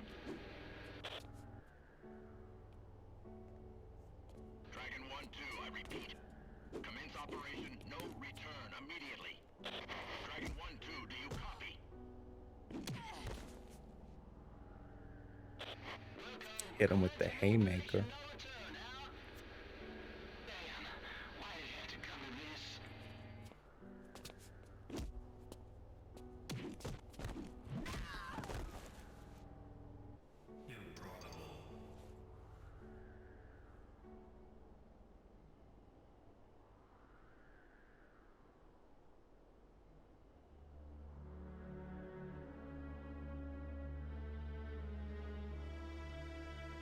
This must be my fate. Dying like this. At least there's still hope. Don't look at me like that. Your work has just begun. Derek, you have to save us. Save us.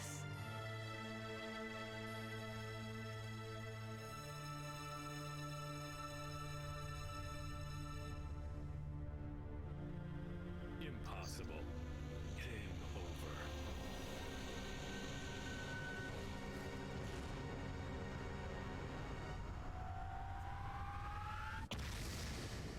Now just think of the audacity of whoever made that bomb to write game over on the side of it. How rude.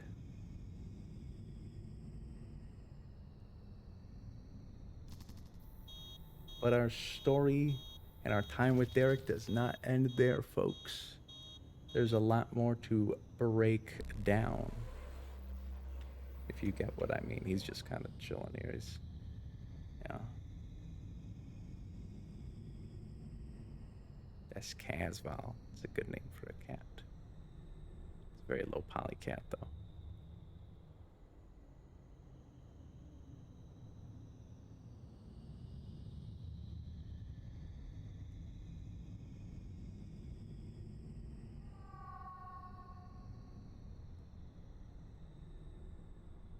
The standard.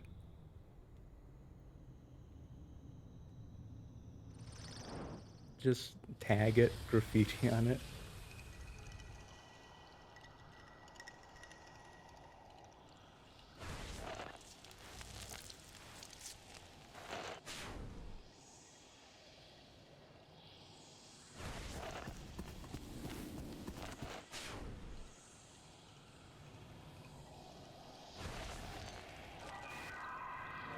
Now here's the wild part. Typically pre-rendered cutscenes tend to like out, at least back in the day. I suppose today as well. There is one soda can in the future. This is not an all sodas run now, so I'll point it out, but we will not be chugging that soda. Do we even drink a soda in the any percent route? I don't think so. But if anyone was wondering, what is it? 109 sodas are in the entire game, if you don't include the Paradox sodas. I actually haven't looked at the numbers in so long. Yes, very bleak sodaless. And then Derek annihilates it of all the soda by drinking the last of the soda. It's like 109 12-ounce cans. It's like you can have like over 1,200 ounces drank in the span of like 2 hours. Relax, it's over. You're still alive. This machine here and this inscription that's in front of us would make a lot more sense if we stuck around for, you know, that one scientist lady's speech in the middle of the game. We have Stefania to thank for this. Her prototype gave us hope again. But I really do like how they kind of weave in the lore everywhere, Was I if you dreaming? pay attention. I wish it was a dream. Derek, I want you to remain calm and listen to me. I don't know why they had to strap him in, though. Like, does he really thrash during this, or what? Those are events that occurred a long, long time ago. This does not look like a comfortable chair to spend, like, a lot of time. Your own memories of past events.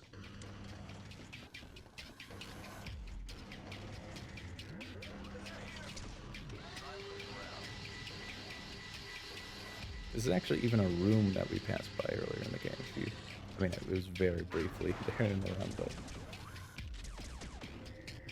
but... This is true. Strap him in. He was throwing hands.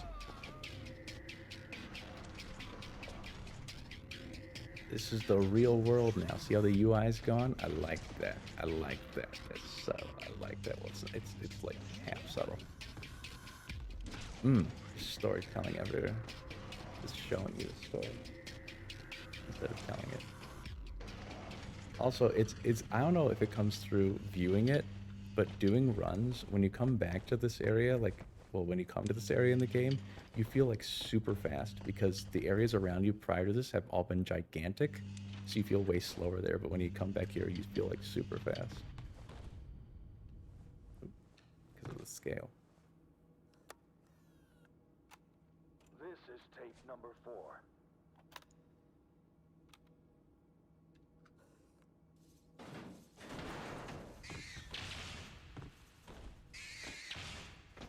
Bit of an awkward spot to get through.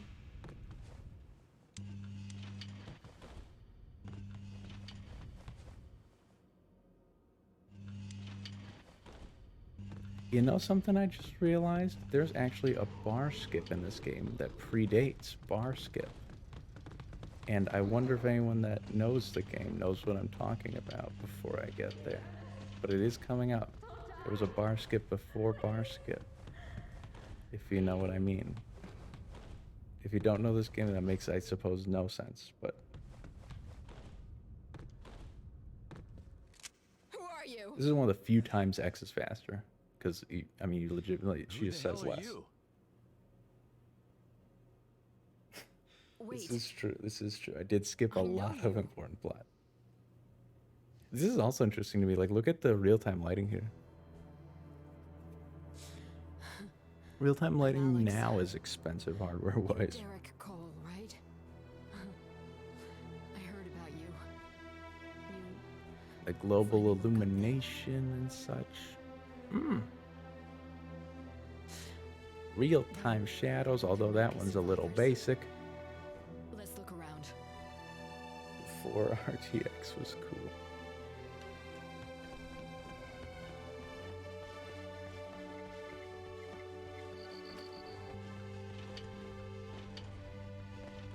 In the international release, there's supposed to be like a brute there and like 2 assault on. I'm very glad they're not there in this version. Makes it much easier just to jump through.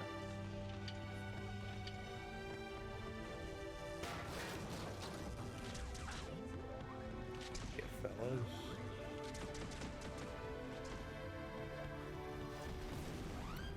This is a spot where the international version legitimately has a leg up over JP. So in the international version, when you are going up these right here, it just, I mean, it's super easy to grab the ledges and it puts you exactly in the center. For this Japanese release, it puts you in very strange spots and you have to like, you have to jump in a weird way to grab the ledges. That is one spot that I can admit this definitely falls behind in. That's like the only spot.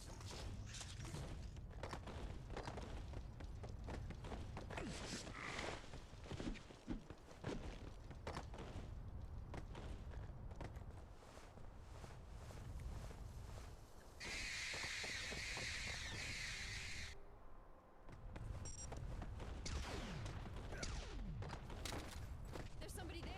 It does make me wonder, like, what's going on here specifically? Like, this takes place 15 years in the future, and like right now the Talon are invading. What have they been doing for 15 years?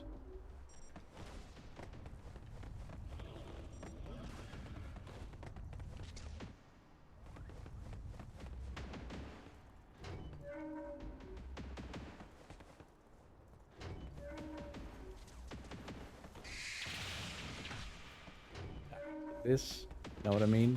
Bar skip before bar skip, because there's a bar up here, but you can, well, skip it, and that's bar skip. But that's like way simpler than the other one. And there it is, folks. The last soda on Earth.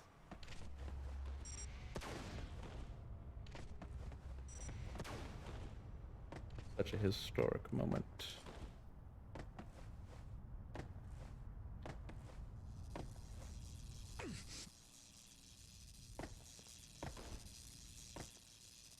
is difficult to get out of, just in general. It's very odd to me. Geometry there is real weird.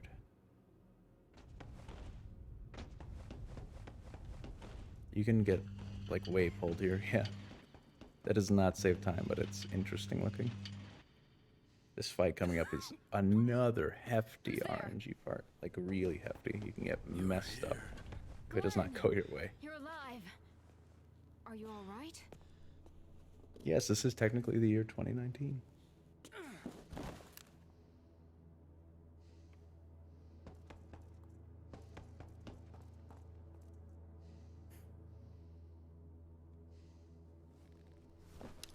Lend me a hand, will you, Derek? Oh, might be. No one saw that. No one saw that. Don't worry about it.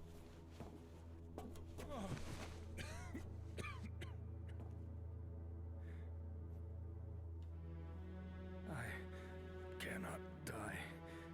Not Ooh, yet. what's he got? Not until I give this. Imagine he to you. hasn't cleaned that needle in 15 years. It's the same one. Time was all we had before. in abundance, Derek. This formula is completely pure. You know something I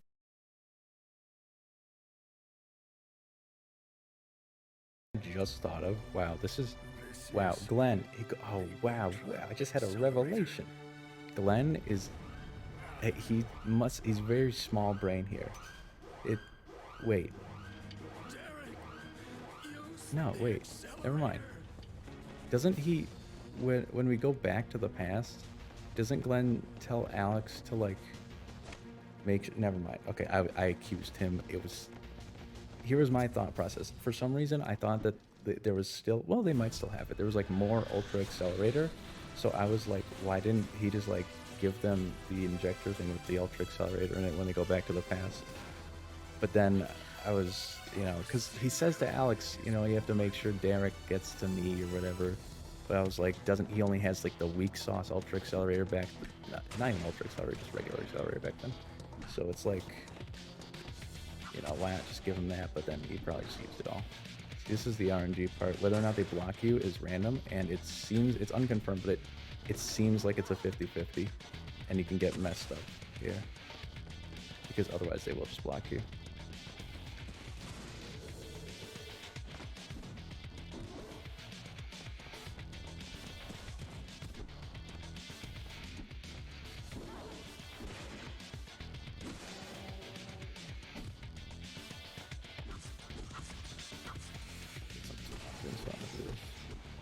That gives you 22 Talonjan per back fist, as measured by 2K. Thank you, 2K. Actually, this gives you the most. 100. Wow, that doesn't even kill you? Man, high kick is broken compared to everything else.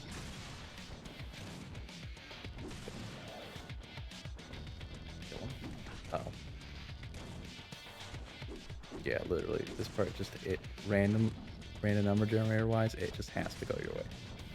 The enemies have to behave the way you want them to. We're living though. You're amazing. Glenn, are you all right? Accidentally kill Alex with the shockwave? Oh, I mean, I guess that's possible. Now what? It's the pendulum effect. Champion throws it. Stand back, Alex.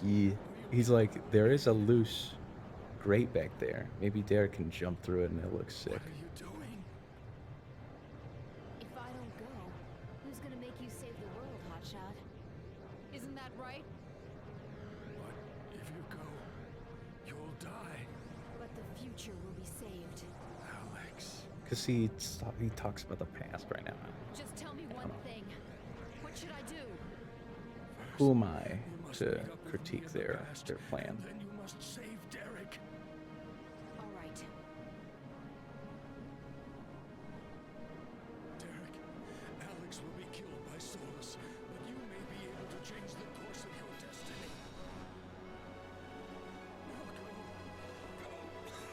Save our world.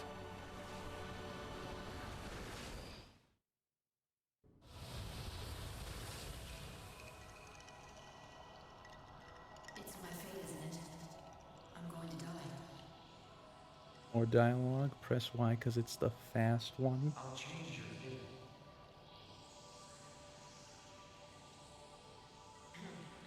That sounds like a promise.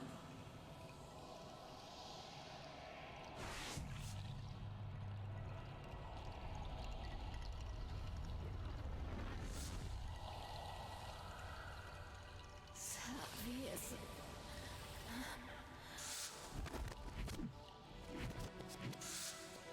Now here is where the game goes from cool to like the cooler breakdown. Don't leave me!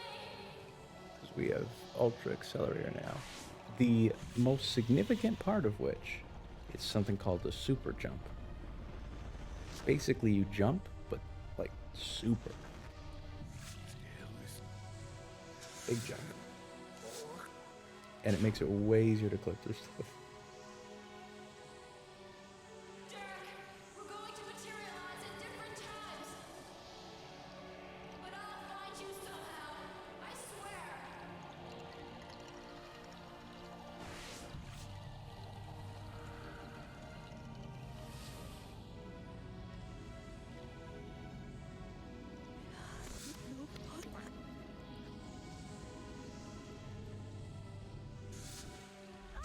It also makes it so that we can do going up the silos now very, very quickly. At least compared to doing it without it. I'll see you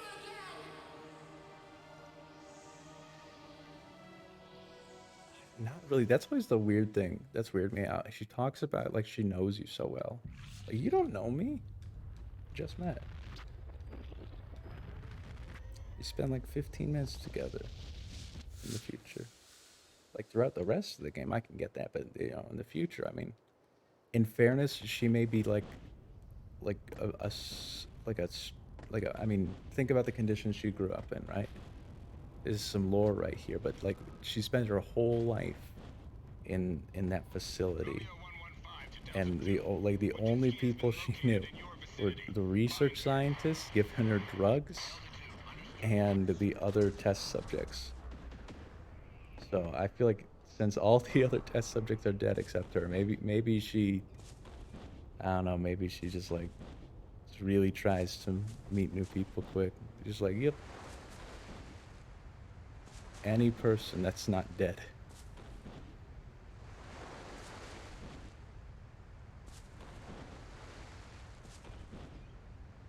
Dude, imagine what this game would have been like. Like, what's so special about Alex, right? What if it was one of the other beta project test subjects that survived and went with Derek? What if it was Ernest? Breakdown, but instead of Alex, it's Ernest. Delta 2 to Royal 115. Target location confirmed. She's headed for the elevator. And don't ask me how she got that far. Over. Get her.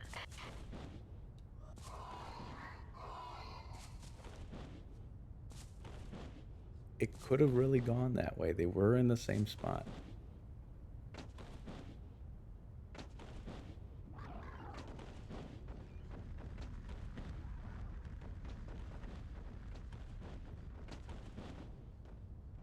See, super jump, good. Go fast. You know what's interesting? In the files of the game, there is mention of a debug menu, or at least something pointing to the concept of one. And one of the things, as I understand it, that was mentioned among it was something called Fast Derek, which is by far the most interesting thing I think I've heard from the files of this game.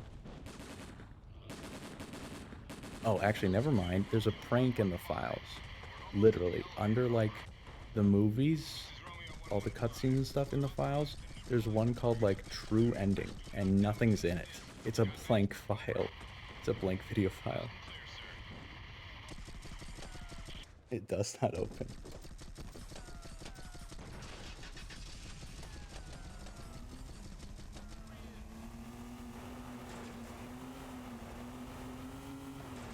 That's mysterious, but Fast Derek's pretty fast, if we knew what that was.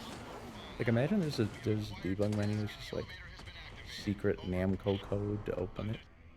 Hold your position and deal with the woman. Over. Yes, sir. You will get an These guys are a joke now, literally. Just...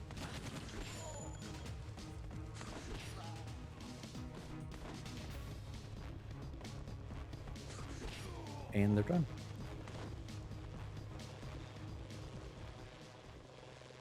I just heard the Thank you. Streamlabs Thank you. notification thing for my You stream, but I saved my don't have life. no idea what just happened. I So was so foolish. I thinking doubt even only came of to it for the stream. I myself. don't think I'm capturing my desktop audio. The soldiers were talking about you. You plan to stop It would be Nexus? incredible. I don't know who you think you They are. do. I would jump But into you're it, but they do. serious, They aren't hurt a you? lot. Come with me. Yeah, that's also never explained how she like teleports, and she knows she can teleport too. If anyone recalls back to the very start of this run, Alex like This jumps elevator leads to an area deep in the into a silos. portal in the sky I'll move and this. knocks over a machine, wish gets there was Derek in more I could trouble do. because that machine is worth 50 grand. Derek is gonna pay for that. That was good. Derek, I don't want to say goodbye to you. I want you to become the first test subject for my research. I already am. Like, how does she even know she can do that? Supposed to be a joke. Can she do that for the rest of the game and just chooses not to? I feel like there's times when it could have been useful.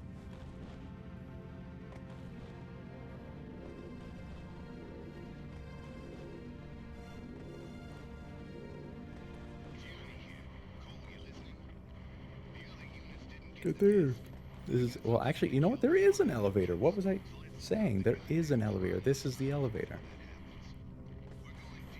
It's just awful slow.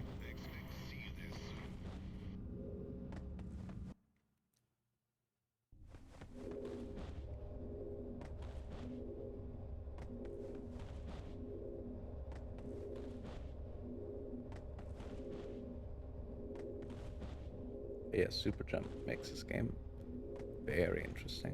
Opens a lot of possibilities. Unfortunate that you get it at like the final hour of the game, literally. Well, not quite, but you know.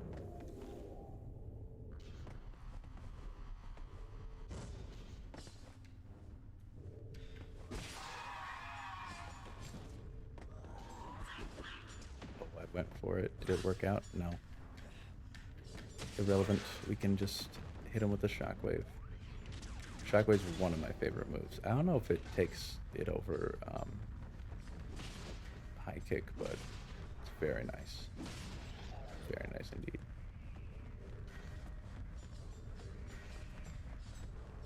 I don't remember what else was in the debug menu.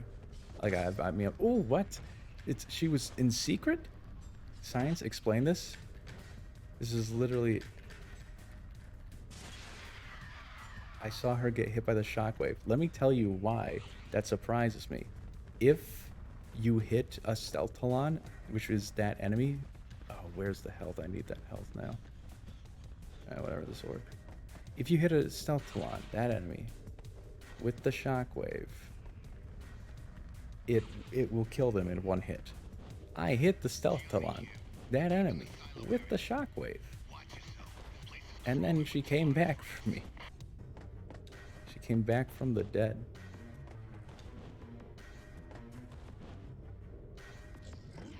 Like I guess I'm not 100% certain, but I am most of the way certain that they can't block. Stealth Talon cannot block. But I have had other situations where something similar to that happens with them. It's very odd.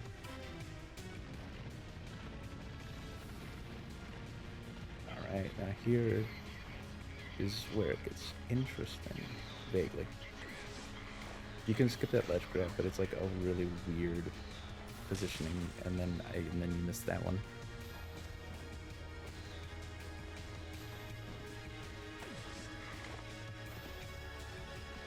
These are like my least practiced strats, mainly because they're so new. Very new.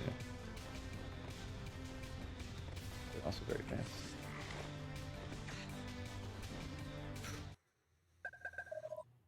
Know when to fold them. That would have been a death. They're also very dangerous.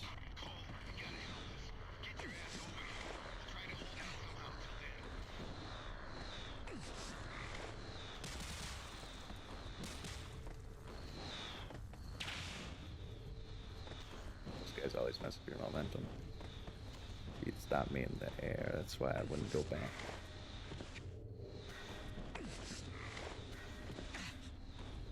Easy, no problem, no problem. We'll just grab this, no problem. You can skip that ledge grab, but I suppose grabbing it's better than missing it altogether. And the cool thing about having this, yeah, you just go for those. My sincerest apologies.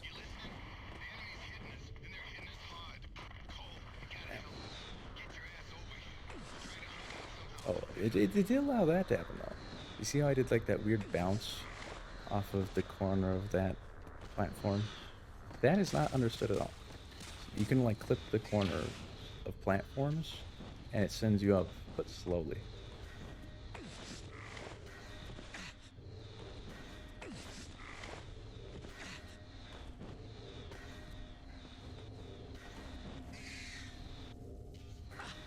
I can live.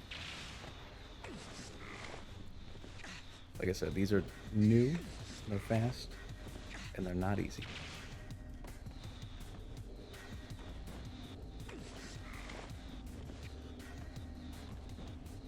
But truthfully, I do not remember how to do the old ones anyway if I wanted to do them. And they're slow. Although I haven't golded with these new ones. There we go. Play it safe now. Play it safe now. What's cool about the super jump, however, is that these walls become a suggestion.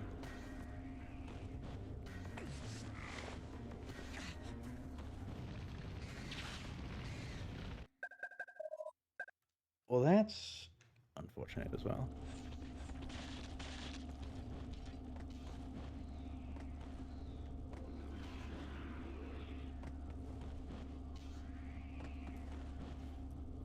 You need a certain angle to get through those, yeah.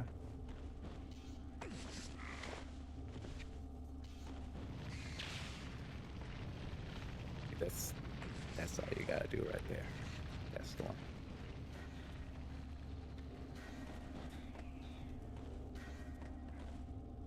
There we go. Now we're cruising on them. Now we're cruising.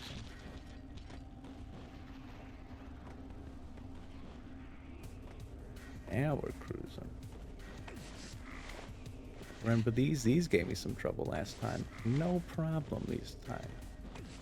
Super jump makes it a joke. You basically just go up. I'm not making that, no way.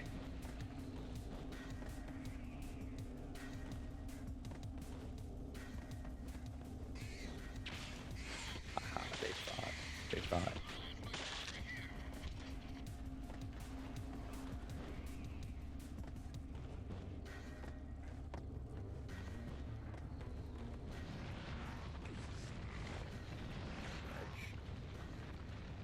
Not the worst thing that can happen, as I have shown.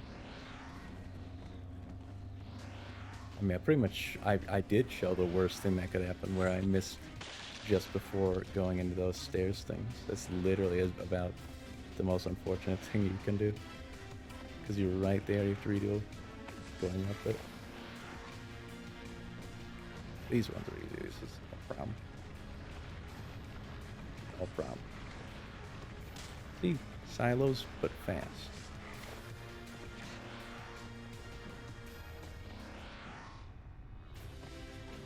And this is another spot where JP has like a massive advantage. I think it's like 2 minutes this saves. So you're supposed to fight like waves of these green stealth Talon. But then you can just do this. And it skips all of it. In the international version, that is covered by a set of insects, which will explode you if you try and push the button. Until you killed all the stealth Talon. Not stealth Talon, what am I saying? The assault Talon. Does this man even know Breakdown? Have I even played Breakdown before? This is my first playthrough. What is this?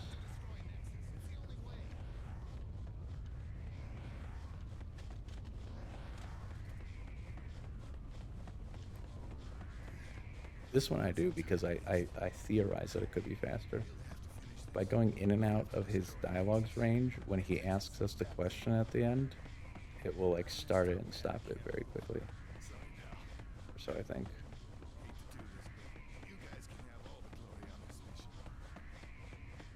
Yeah, it's actually nutty. Like, there's a lot of games that have different, you know, region releases, but the differences aren't always that huge. Like, the differences for Breakdown are actually pretty huge. I think Paper Mario, one of the Paper Marios probably is like the most of any game.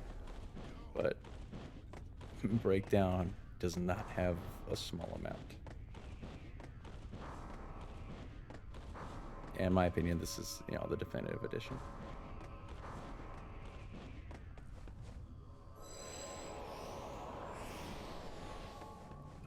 All right. Ready for some more RNG? Although this RNG can go very well in our favor. This is like not a bad part for RNG. At least usually. Not that bad. Oh, imagine it. Derek. Leave the female. Baggage. All right. This guy is so not ready for what we've got cooked up for him. You know something? I really do hope I have enough juice to do this. Okay, good. I did a run the other day where I did not have enough Telangin to be able to boost like that. Fast. It's a nice and quick first round. Now this part right here is going to be the heaviest RNG because we can't boost. Boosting would seem to give you more favorable RNG. Basically, we're going to knock him down a bunch of times, and each time we knock him down, we're going to go behind him because it'll give us a better stun animation when we hit him, which is more favorable, and we're going to boost to, well, we're going to boost in later rounds to be able to hit him good. Here, I'm just going to give him with a quick hit and then confirm that into, one of them good old high kicks. He went for it. He blocks a lot here. He does a lot of things. He's a problem. You can invalidate him, though, by doing slide uppercut, which will knock him down, and then you can do it again. Well, usually. But if anyone wants to beat this game on extreme difficulty here, you can just do that, and it'll just keep knocking him down indefinitely. Or I guess not indefinitely. Is that the right word? See, this is very RNG heavy. Like exactly what he does, if he blocks, if he doesn't block, if he attacks, if he doesn't attack, it's random here. The best we can hope for is that he does just those long stun animations so we can keep kicking him, but it doesn't always go that way. That being said, after the first knockdown, it goes a lot different, typically. Typically, that is.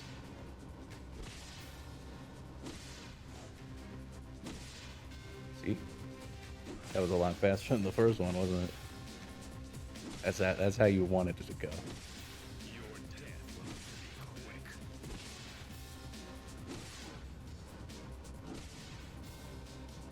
Yeah, this is how you want it to go. That's what you want to see. That's what you want to see.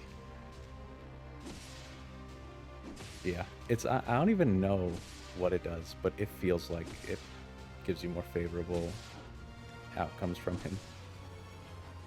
It definitely makes the first round way faster because he just can't do anything about it. Yeah, he's dead. Yeah. A bit of a strong start, initial start, a bit of a rocky middle ground, and then a strong finish on him. Got him. Derek. He's got fizzles now. He's got just fizzle.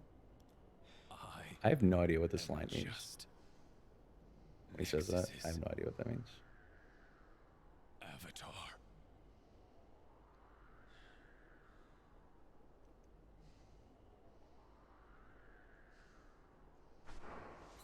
He's a magic trick.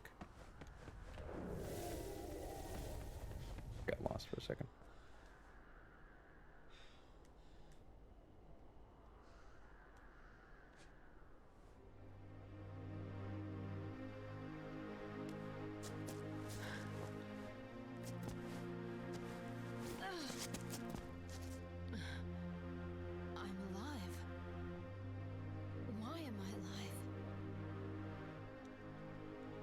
Ash, why?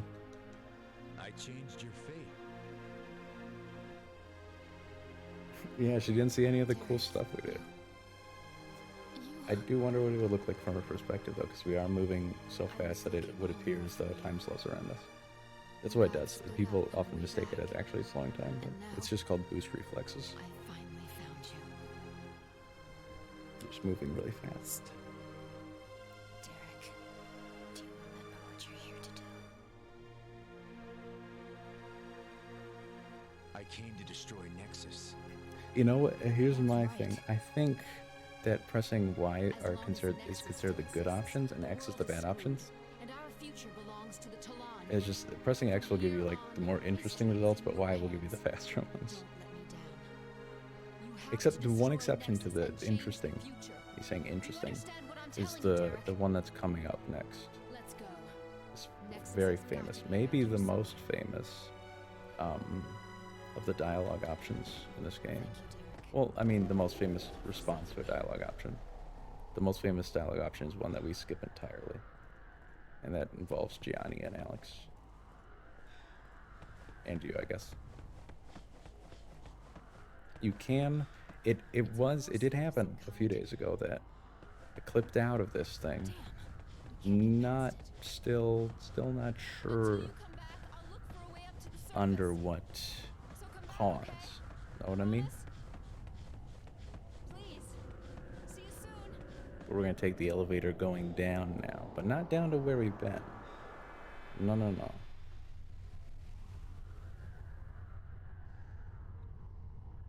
Yeah, I mean, that's the good option.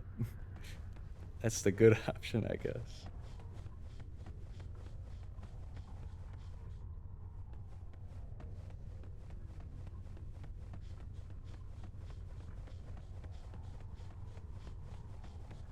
It's a long elevator. What do you think the weight limit is on this thing?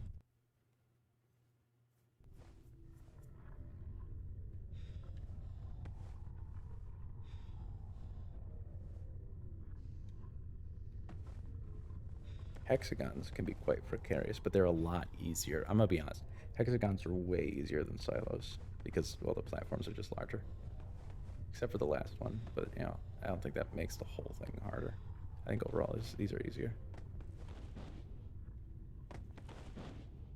The last one just has like some weird tight timing.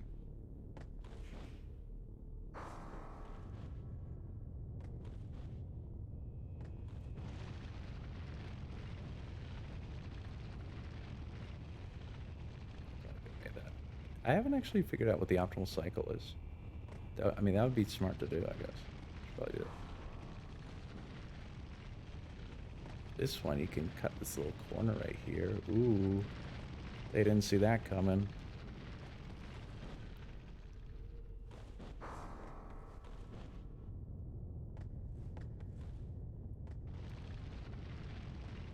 This one you can do a BLJ, so you don't have to do this little turnaround, but no way am I doing that right now. Stay stressed.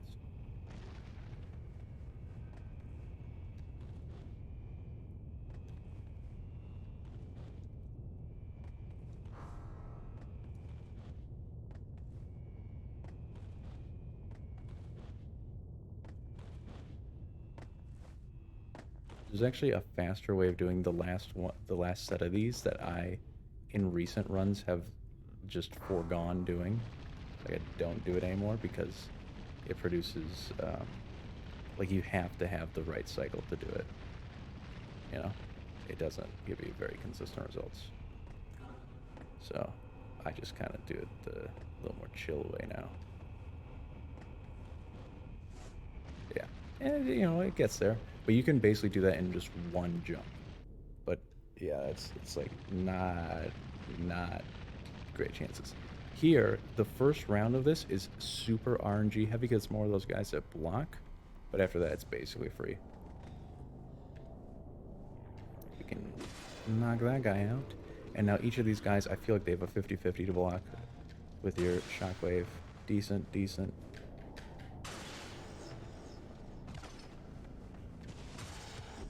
Yeah, pretty decent. Okay. That's the hard one, and then the rest are not so bad. If they just keep blocking you there, it's a real problem, and they can definitely just keep doing it.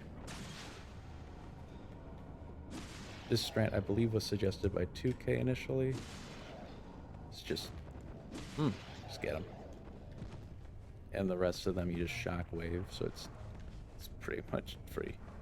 Shockwave is kind of broken, if we're being real. Yeah, honestly, I mean, these are casual strats too. These are definitely like this can be very frustrating to people that are just first playing through it, especially because of that first round those guys have blocked, because they're also pretty aggressive. And just kill them. So, honestly, just Shockwave's your best friend here, just in general.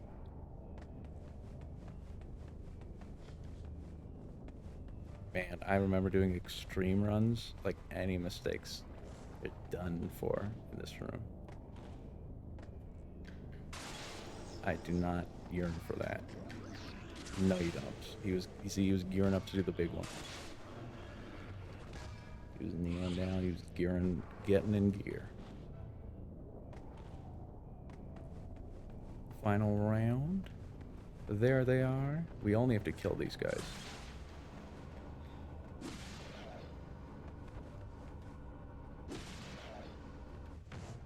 Easy white room.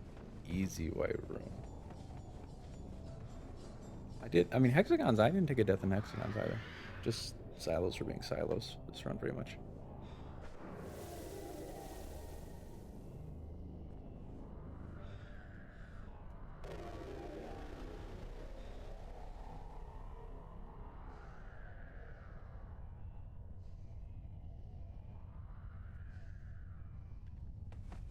Let's see. Oh, dude, should I go for it? I wonder if when I said should I go for it here, I wonder if anyone immediately knew what I was talking about.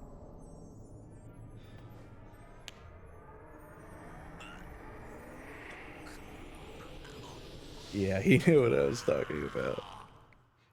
What I was referring to there is the fastest way you can kill the antagonist of the game Nexus, which is a floating orb. He's like a sentient supercomputer. I don't know. I don't know, something. Kind of a weird guy. I mean, there he is. Yeah, there he is.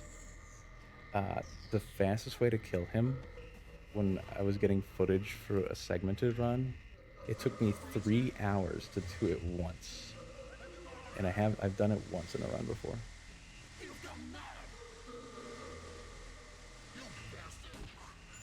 But it involves randomness on the part of the boss, Nexus. It involves having good spacing with Nexus. And then it involves doing 4 decently precise inputs. And I say that because I don't know the exact window on them, but it's not free. Definitely not free. And I put a good amount of time into practicing them. What I'm talking about is alternating hook loops. Basically, you can just keep doing, left, right with your hooks really fast. And I put a decent amount of time into practicing them when I first picked up the game.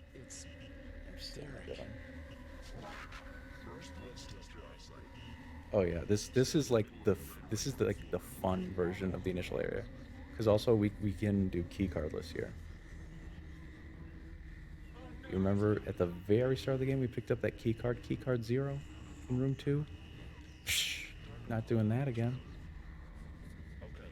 Because there's a lot fewer like checks and stuff at the start of the game. There's a lot of checks to make sure you're doing things in the right order.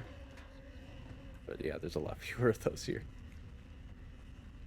You know what? I'm gonna do something. I didn't do it at the start of the run intentionally, but you can drop off this ladder and re-grab the ledge, which is slightly faster. And I was a little too slow for it, which is honestly the better outcome. Like if you just miss the input, you just fall off the ladder. Watch. Better bar skip.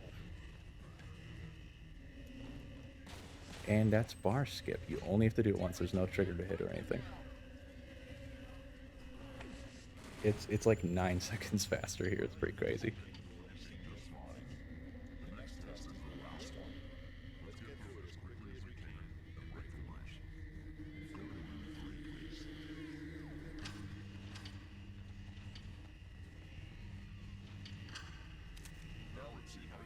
That's a quick kill. If it doesn't work on the first round, I'm not going for it again. But I don't even know. I think it saves like a second over doing the strat that I do. And I think there's a different strat that's only like 7 frames slower than it, but it involves like doing a back fist and a kick or something like that. And I don't remember what it is. If I like remembered what it was and studied it, then I'd do it. But it's way easier just to do like 5 straight punches. Just pressing the right trigger 5 times. It's way easier.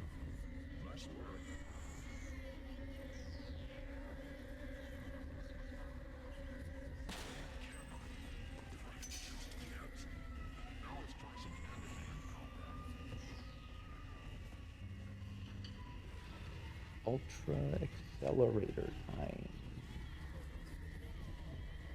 Ooh, we got.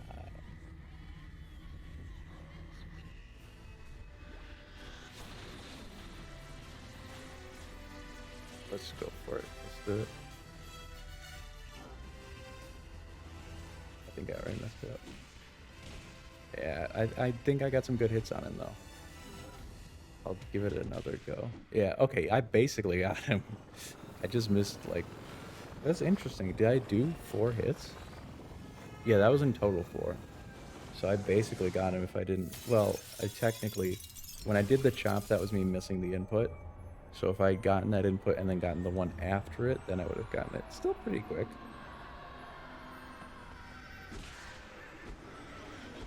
Here you can do like jabs pretty fast. Like this is what I consider pretty fast. You just get good time, good rhythm. Hey, Nexus.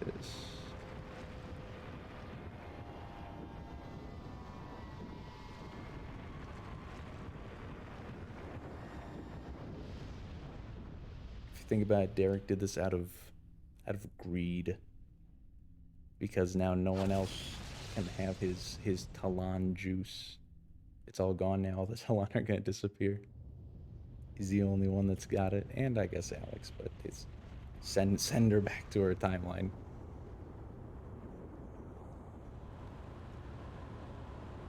He can be the only one.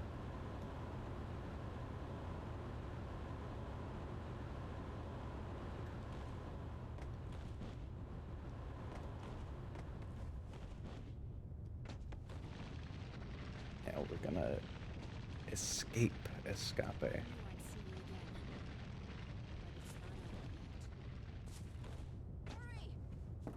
Drive until we're clear of Site Zero.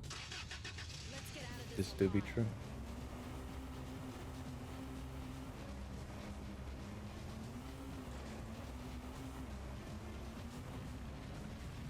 Site Zero is falling apart.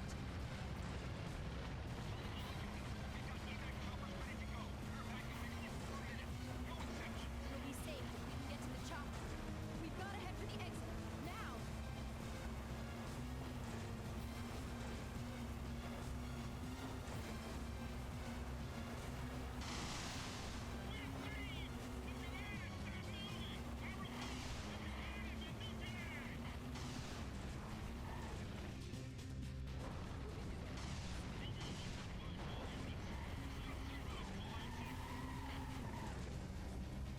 There's a quite precarious spot coming up where we could fall off and lose 5 minutes. Though, to be fair, I have not failed it in a long time. So this would be quite the travesty. But it's unlikely. We're gonna make it.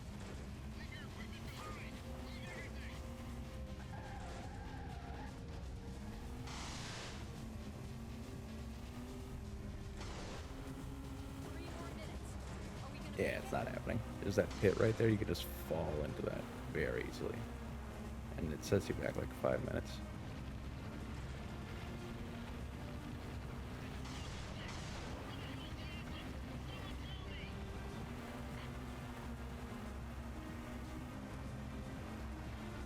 We can make it.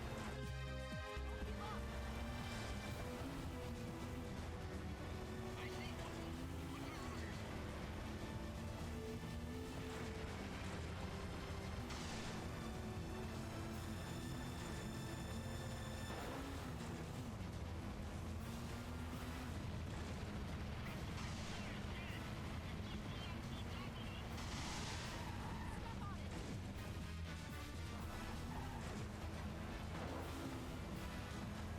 This is also, well, close to the point. Pretty much the very end is the most amount of speed you can get in the game. I'll definitely show it. With this Jeep and a very long ramp.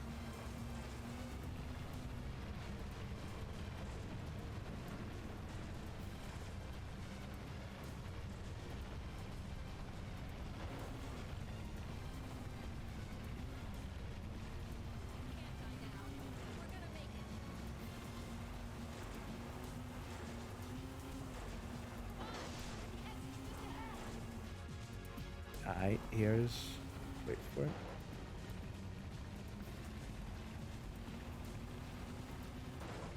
That is as fast as you can go. That jump I just did. It's as fast as you can go, to my knowledge. Even though it doesn't look fast, but that's because everything else around us is huge, so perspective.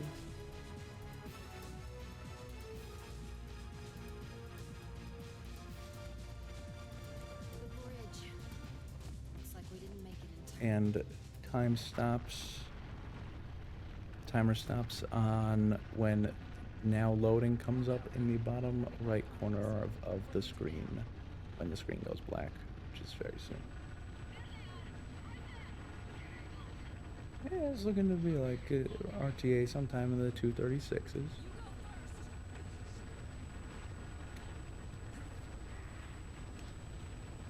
up in like 40 seconds. Honestly, I think it would be cool if we ended it on helicopter grab, but that's not the way things are currently. Yeah, you really can. And honestly, you can wait for the helicopter to go all the way down. Like, look at this. We wait for it anyway. Like, it doesn't... Grabbing it earlier doesn't benefit you, actually. But, I mean, it would benefit you if we stopped on helicopter grab, which I'm a proponent of, but at the moment, it is when the screen goes black soon, and now loading shows up in the bottom right corner of the screen. And screen goes black. Time. Not bad, not bad. I've definitely done a lot worse. And now this is an interesting helicopter. You can actually do this. It's a pretty cool helicopter. All right, that's without loads, because that's, you know, the way things are timed. RTA, that was a 236.32.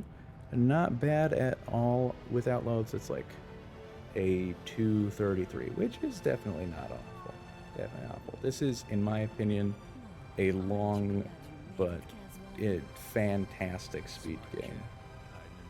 It'd be very interesting if more people started running this game. I feel like there's a lot more it has to offer.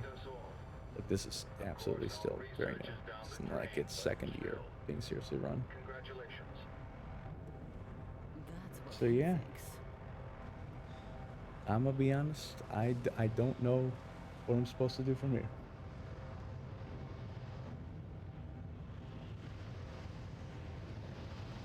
Yeah, I don't consider the bad ending one to be a song. It's just kind of like, what is it, like sad violin or something? I actually don't remember what instrument it is. We did it. We saved it all, right? The world and the future. Yeah, super easy to get into, especially, honestly, it's probably the easiest to get into if you have like an Xbox One or Series X. A more peaceful world now. I hope. Because you can just download and digitally have the Japanese But if version. I am still here, and I haven't changed, that must mean that history has taken two different paths. Our timeline is probably the same as it was before. But that's all right. We saved this world at least. But yeah, that is Breakdown. Done quickly. What the hell? It's the pendulum effect. It's pulling me back. Pendulum? Get away!